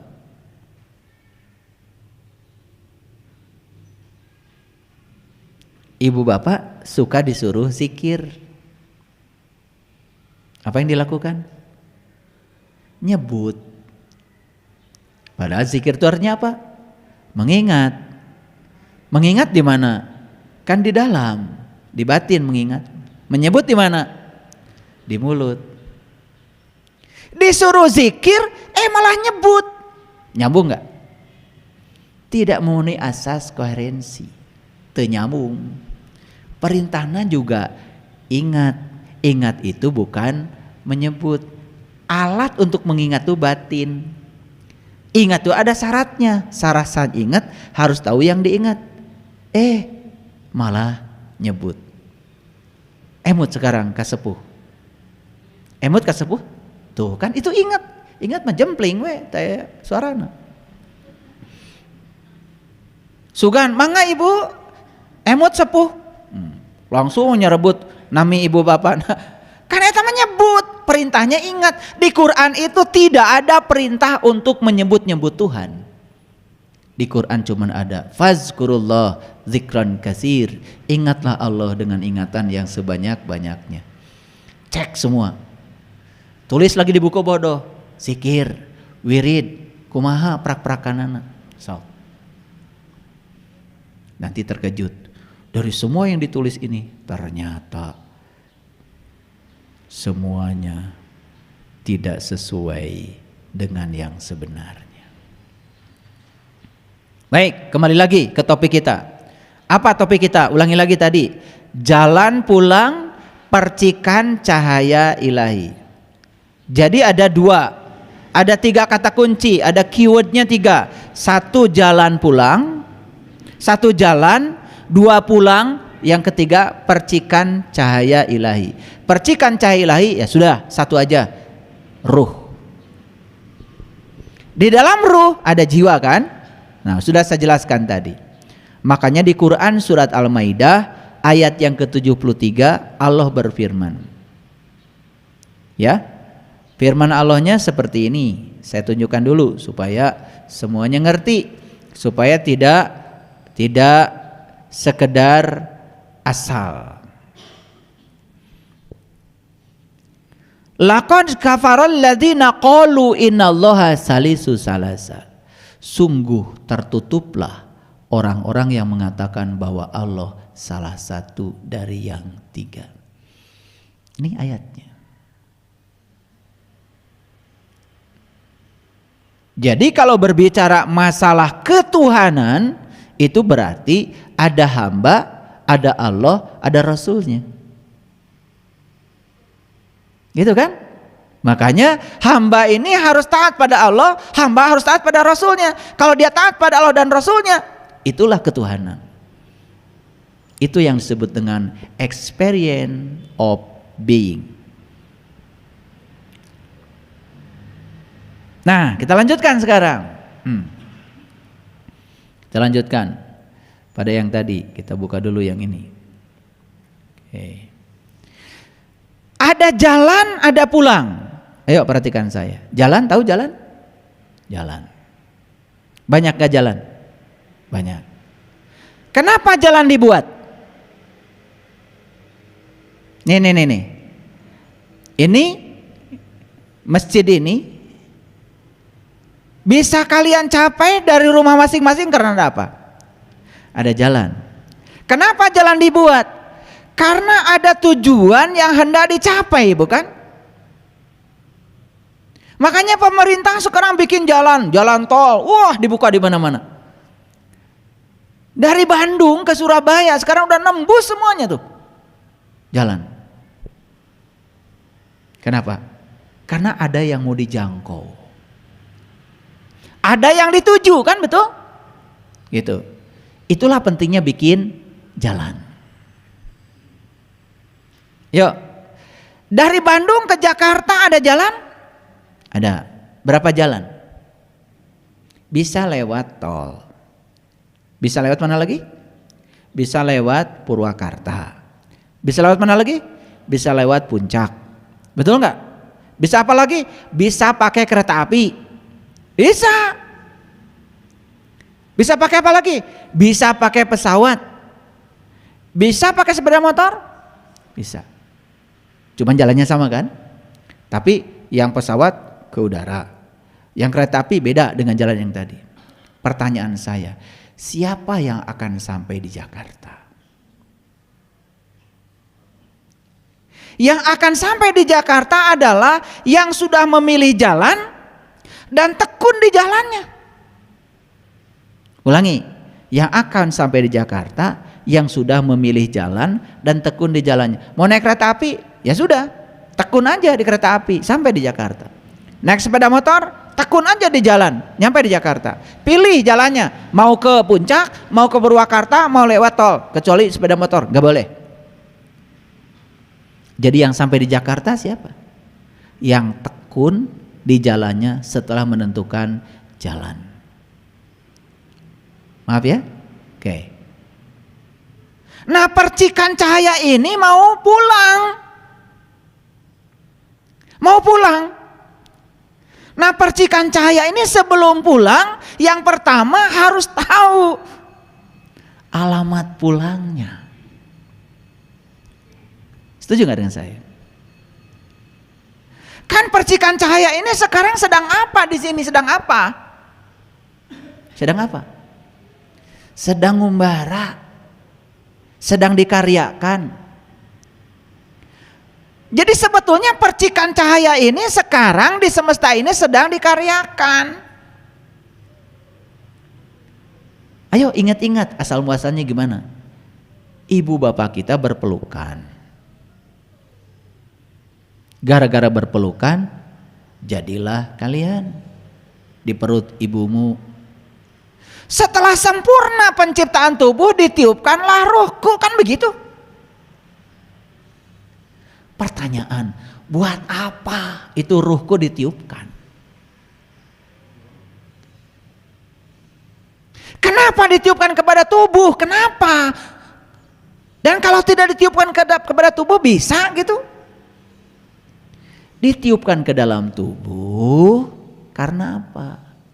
Karena kita ini setelah ditiupkan, bro aja lahir dari ibu kita kadunya. Untuk apa? Karena kita mau hidup di dunia, maka kita menggunakan materi-materi yang semuanya berasal dari dunia. Kan tubuh kita itu isinya. Pertama, apa yang dimakan ibu bapak kita. Ibu bapak kita itu punya dua sel, satu namanya sel sperma, dua namanya sel telur. Di mana eta sel sperma dan sel telur? Dari makanan yang dimakan ibu bapak kita. Jadi kalian ini ada yang terbuat dari jengkol, ada yang terbuat dari pindang bandeng, ada yang terbuat dari asin sepat, ada yang sebelah sana terbuat dari teri, Ada juga daun sampe wungkul tabelah dia.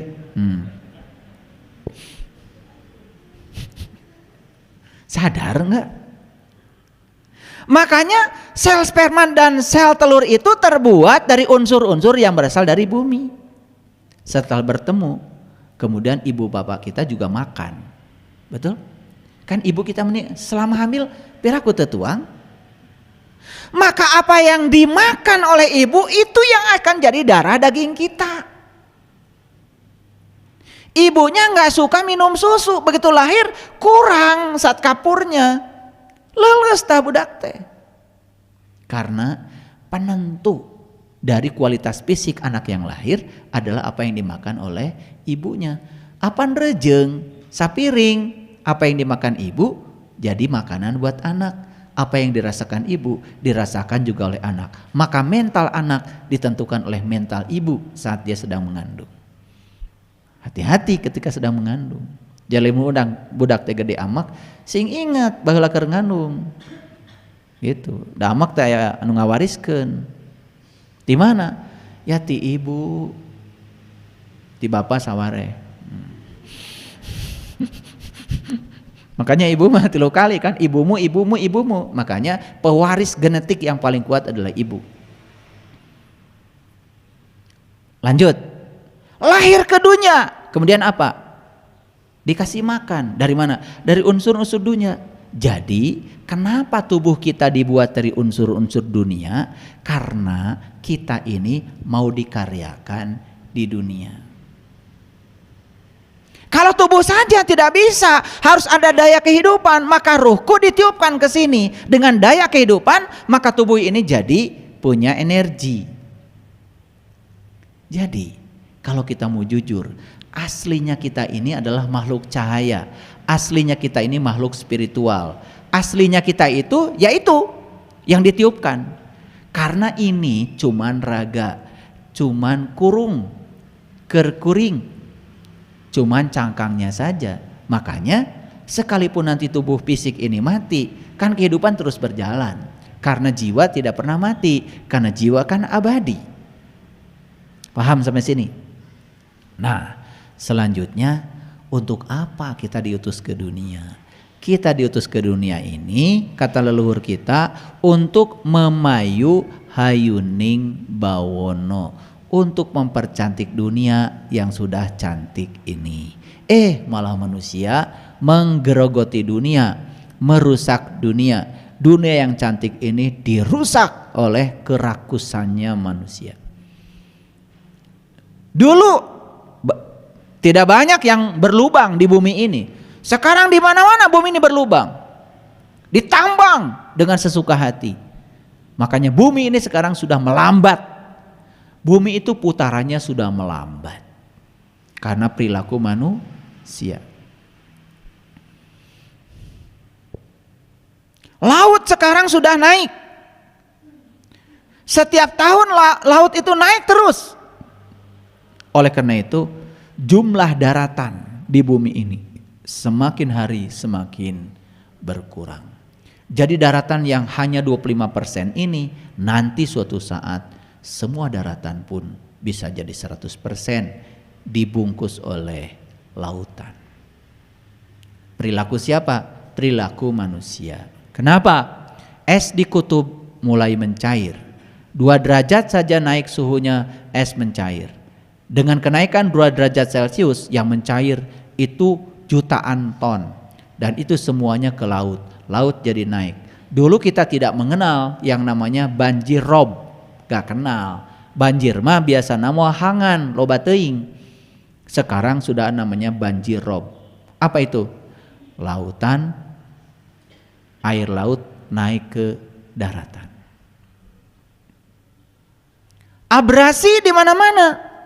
Terus saja ombak yang menghantam pantai. Makanya mungkin ibu bapak yang sudah lama hidup di dunia ini masih ingat. Oh dulu pantai itu bukan di sini. Waktu saya kecil pantai itu sebelah sana. Kenapa jadi di sini? Saya masih ingat pohon ini tuh jauh dulu dari pantai. Sekarang ada di pinggir pantai. Mungkin ingat. Bukankah itu fakta? Bahwa sebetulnya bumi ini terus mengalami perubahan. Yuk sekarang kita sadari bahwa kita aslinya makhluk spiritual. Aslinya kita itu adalah ruhku. Pertanyaan saya, apakah ruhku yang Allah tiupkan ke dalam diri kita itu sama dengan awal alamnya? Atau pertanyaan begini, kalau saya ngambil air 1 tetes dari gelas saya, apakah yang 1 tetes ini sifatnya sama dengan yang ada di gelas? Sama. Kalau tetesan ini adalah ruhku yang ditiupkan ke dalam tubuh manusia, berarti sesungguhnya sifatnya ruhku itu sama dengan asalnya.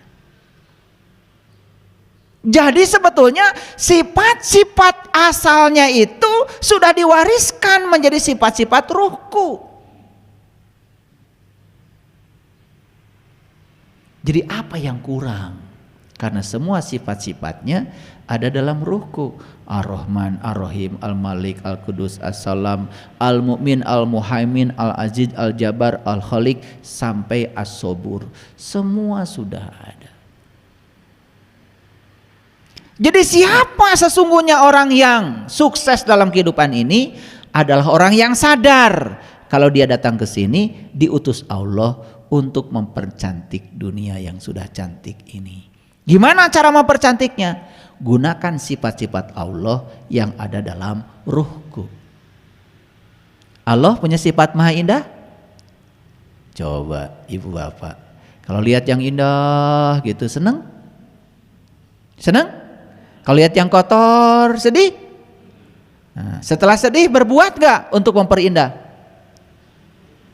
Nah kalau cuma sedih saja tidak berbuat apa-apa, berarti belum memayu hayuning bawono. Harusnya kita ikut berkontribusi. Makanya tadi ciri orang yang sudah pulang salah satunya itu dia sayang pada pohon, sayang pada makhluk, sayang pada alam gitu. Lihat sungai yang kotor itu aduh sedih. Ini bukan lihat sungai kotor, bahkan dia melempar kotoran ke sungai terang-terangan. Ari ngaku jelema iman.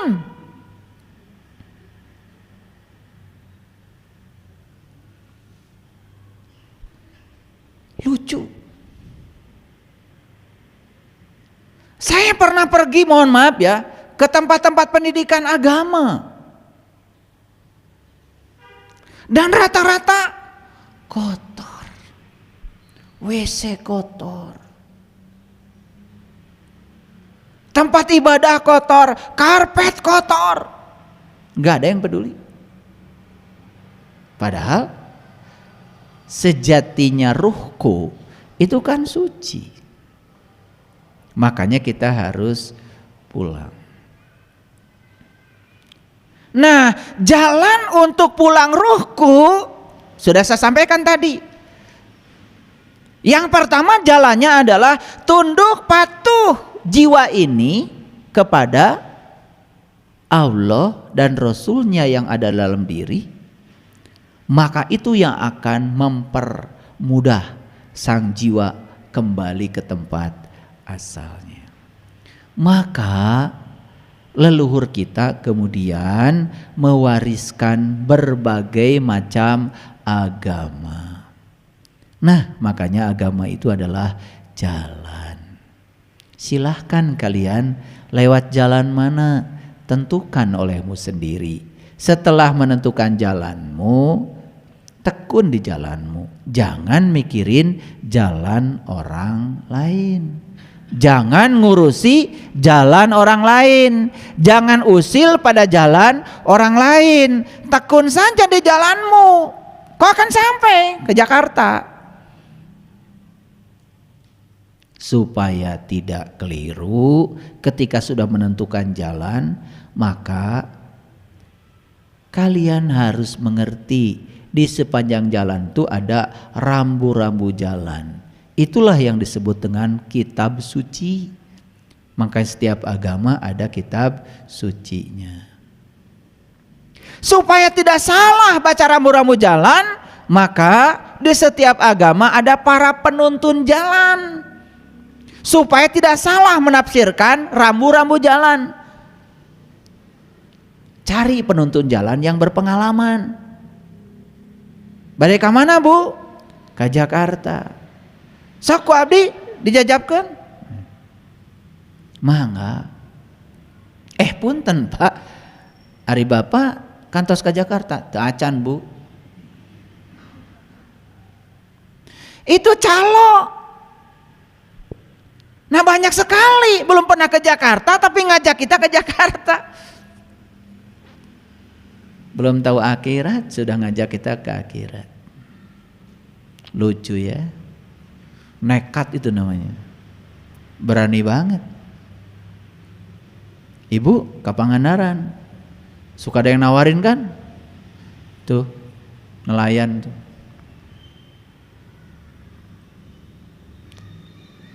Lihat itu tuh. Lihat pemandangan di bawah laut. Kan gitu.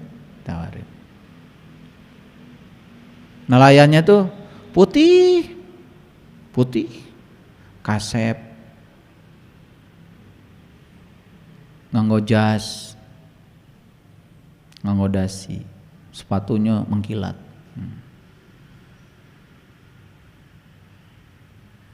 Kan pasti ragu-ragu ya. Terus seberapa kali Bapak ke tengah laut namean orang sasarangan we maot di ditu.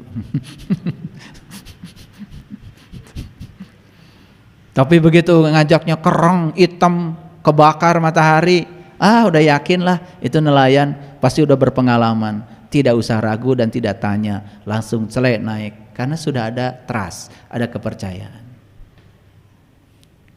Nah atuh orang tehnya ari rek nyebrang lautan hayang dipimpin kuno berpengalaman, ari rek ka akhirat teu milari anu berpengalaman kumaha asa teu nyambung ya. Jadi ada jalan, siapkan kendaraannya. Kendaraan bagi jiwa satu-satunya adalah tubuh, makanya tubuh harus diurus. Urus tubuh supaya sehat. Supaya sampai ke Jakarta. Makanya ke tol mogok. Kasih makanan yang enak. Jangan yang subsidi. Rame sekarang. Di mana-mana. Karena yang subsidi dibatasi rame. Padahal mikirnya sederhana, berpikir kebeli aja, walaupun mahal pasti kebeli. Jangan berpikir mahal, nggak usah demo. Pemerintah sayang sama masyarakat, cuman karena sudah tidak ada pilihan lagi, kumaha tuh. Sudah percaya aja pada pemimpin. Dan demo juga tidak akan menyelesaikan masalah. Betul? Daripada kita berpikir mahal, lebih bagus berpikir kebeli. Pantaskan diri kita, saya mah beli bensinnya tidak yang subsidi. Pantaskan. Pasti ada duitnya buat beli. Itu aja kok rahasianya, gak usah pusing-pusing. Nah lanjut, kendaraannya sudah bagus. Petunjuk jalan sudah bisa dibaca, penuntun jalan sudah ada. Betul? Sudah lengkap. Apalagi yang kurang?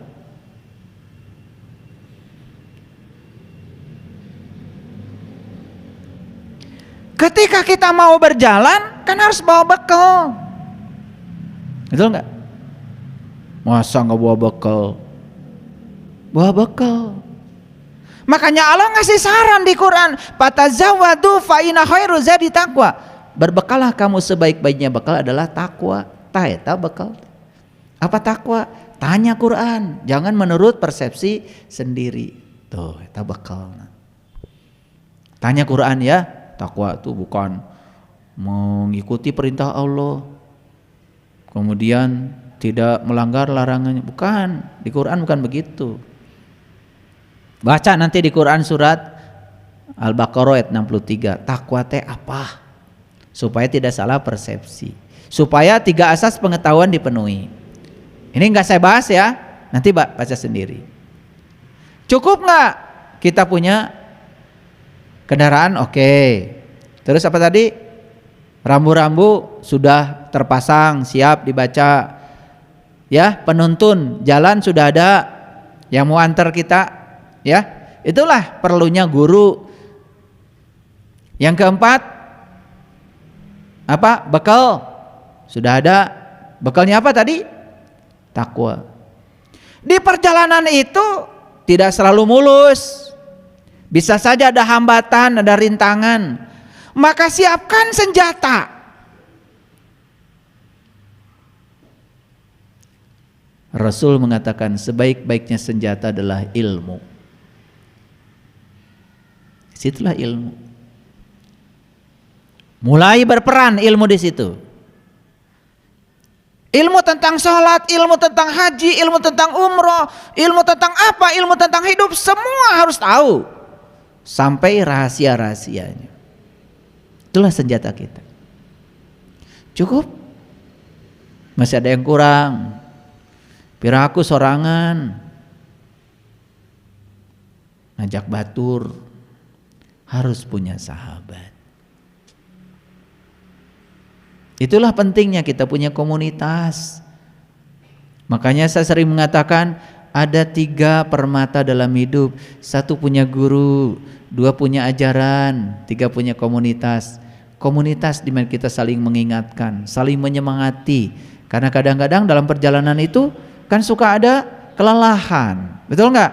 Ada yang mengingatkan. Cukup? Cukup?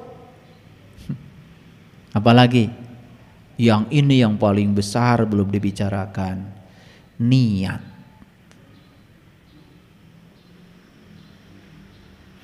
Niat, karena niat ini menentukan kesungguhan kita.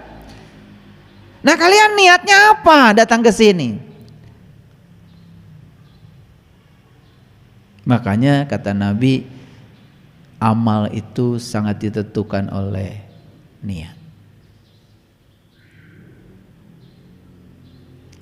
Jadi aslinya kita ini adalah makhluk cahaya yang sedang dikaryakan di bumi. Untuk apa? Untuk mempercantik bumi supaya tambah cantik.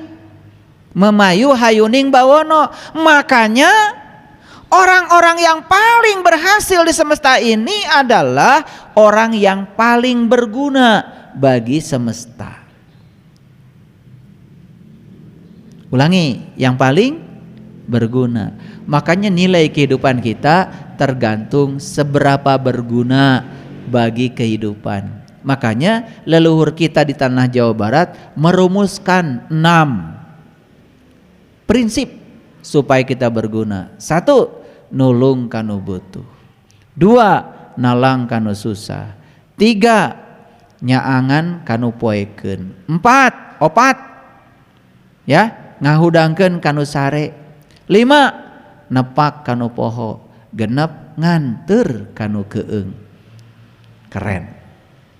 Nah itu ya dasar-dasarnya supaya kita jadi manusia paripurna. Nah paripurna itu artinya ya dia memiliki kebergunaan dalam hidup.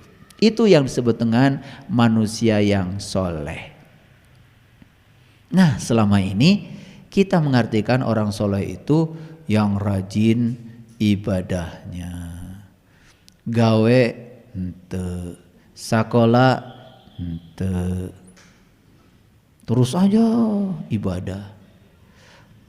Padahal dia datang ke sini itu bukan ngurusi akhirat, dia datang ke dunia ngurusi dunia dengan berbekal nilai-nilai akhirat. Kan kita ini aslinya makhluk akhirat. Kita ini dari akhirat datang ke dunia, nanti setelah selesai balik lagi ke akhirat. Siapa yang akan balik lagi ke akhirat? Kalau dia di dunia berkarya, ada gunanya dan menggunakan bawaan akhirat. Jadi sebetulnya bekal akhirat yang dipakai untuk ngurusi dunia. Kita mah kabalik wae. Mun batur teh semangat kerjana, semangat berkaryana, diusilan. Karunyanya ibu eta mah tarangaos naon gawe wae nguruskeun dunya. Ya Allah, nu leres mah ibu itu, lain ibu nu ngomongkeun. Nu leres mah ibu itu. Dia berkarya, dia jadi pegawai bank, dia jadi apa, dia jadi apa, dia jadi apa. Kan berguna hidupnya. Lalu ngomongin orang aja. Baru bisa Iqra 1 aja udah langsung pameran. Kasihan ya ibu itu, ngaji aja nggak bisa. Habis waktunya buat ngurusi dunia. Lah tugasnya orang itu datang ke sini mengurusi dunia. Jadi arsitek bikin gedung keren. Jadi ilmuwan bikin riset keren. Jadi ahli fisika keren. Jadi ahli kimia keren. Menciptakan mobil, menciptakan pesawat keren. Menciptakan senok bagus. Nyon korek kuping gitu bisa. Tapi asa pangsolehna. Karena tiap hari merasa seakan-akan kalau dia aktivis dalam bidang agama soleh. Padahal agama itu hanya alat, hanya jalan. Soleh itu tidak bisa diukur dari banyaknya ritual. Soleh itu diukur dari seberapa besar kesalehan sosialmu dalam hidup. Berapa banyak orang yang dibahagiakan, berapa banyak orang yang ditolong, itu soleh. Kenapa saya ngomong begini? Tahu tujuannya? Supaya mikir.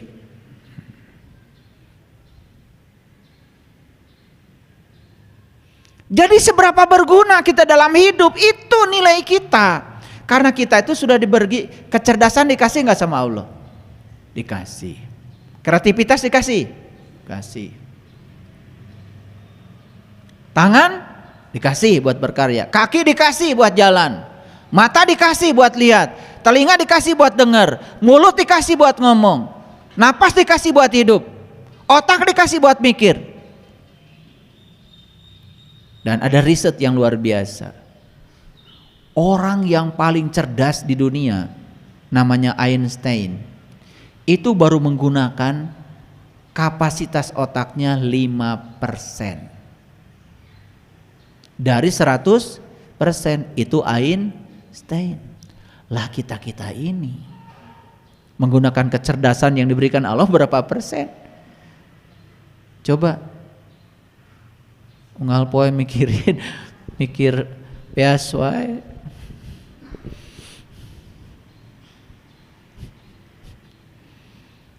Makanya orang-orang yang besar itu mikirnya besar. Bagaimana menyelamatkan kehidupan, bagaimana menyelamatkan alam semesta. Seminarnya itu tentang yang besar-besar. Bagaimana supaya suhu di bumi ini tidak meningkat? Bagaimana supaya es di kutub tidak mencair? Bagaimana iklim ini bisa kita rekayasa supaya seluruh kehidupan selamat? Itu orang besar tuh mikirnya besar-besar. Orang yang kerdil mikirannya kumaha carana supaya saya beunghar. Kumaha carana supaya maling teu katingali batur. Manusia macam apa? Kayak gitu gunana. Betul? Jadi pejabat korupsi, apa gunanya? Kalian pernah korupsi nggak? Pernah korupsi? Enggak kan? Ya karena nggak kerja.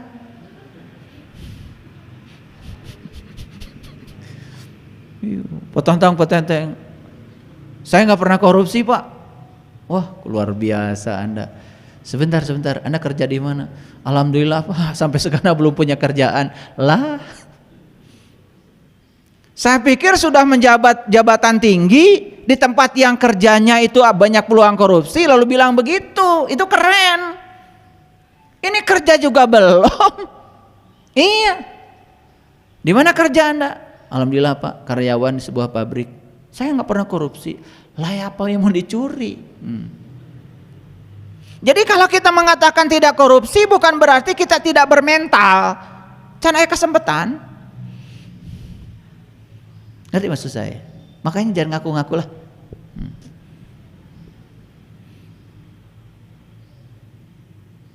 Baru ketitipan jadi RT aja uang kematian hilang.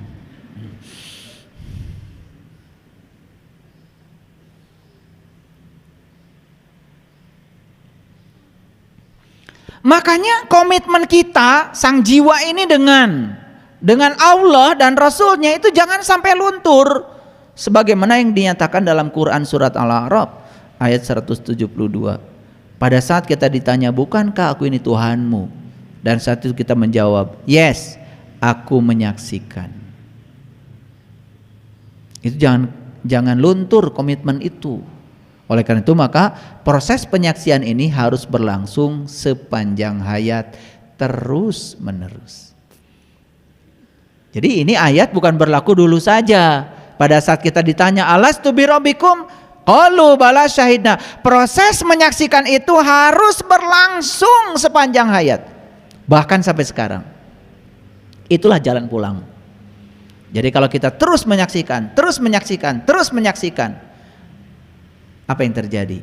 Saat kematian datang saat ini pun kita tidak akan pernah lalai dengan jalan pulang kita. Makanya percikan cahaya ilahi ini tidak pernah ragu, karena dia sudah tahu jalan pulang. Aduh, bersyukur ya yang sudah tahu jalan pulang, sudah punya ilmu ya untuk ya pulang. Aduh, itu melampaui segalanya ibu bapak. Makanya ketika saya dapat ilmu itu, ilmu untuk meniti ke dalam diri ini ilmu yang paling mahal. Bahkan kita tidak usah menunggu kematian untuk pulang, karena sekarang pun kita sudah pulang. Mari pulang, marilah pulang, marilah pulang ke rumah asli kita. Mari pulang, marilah pulang, marilah pulang ke rumah sejati kita. Mari pulang, marilah pulang, marilah pulang ke wajah asli kita. Yuk pulang sekarang. Makanya kalau sudah pulang, yang tadi saya katakan ciri-ciri itu sudah kita miliki di sini, saat ini, sekarang. Nah, orang yang sudah pulang, dia akan menjadi manusia paripurna sekarang. Kebergunaannya dalam hidup kelihatan sekarang.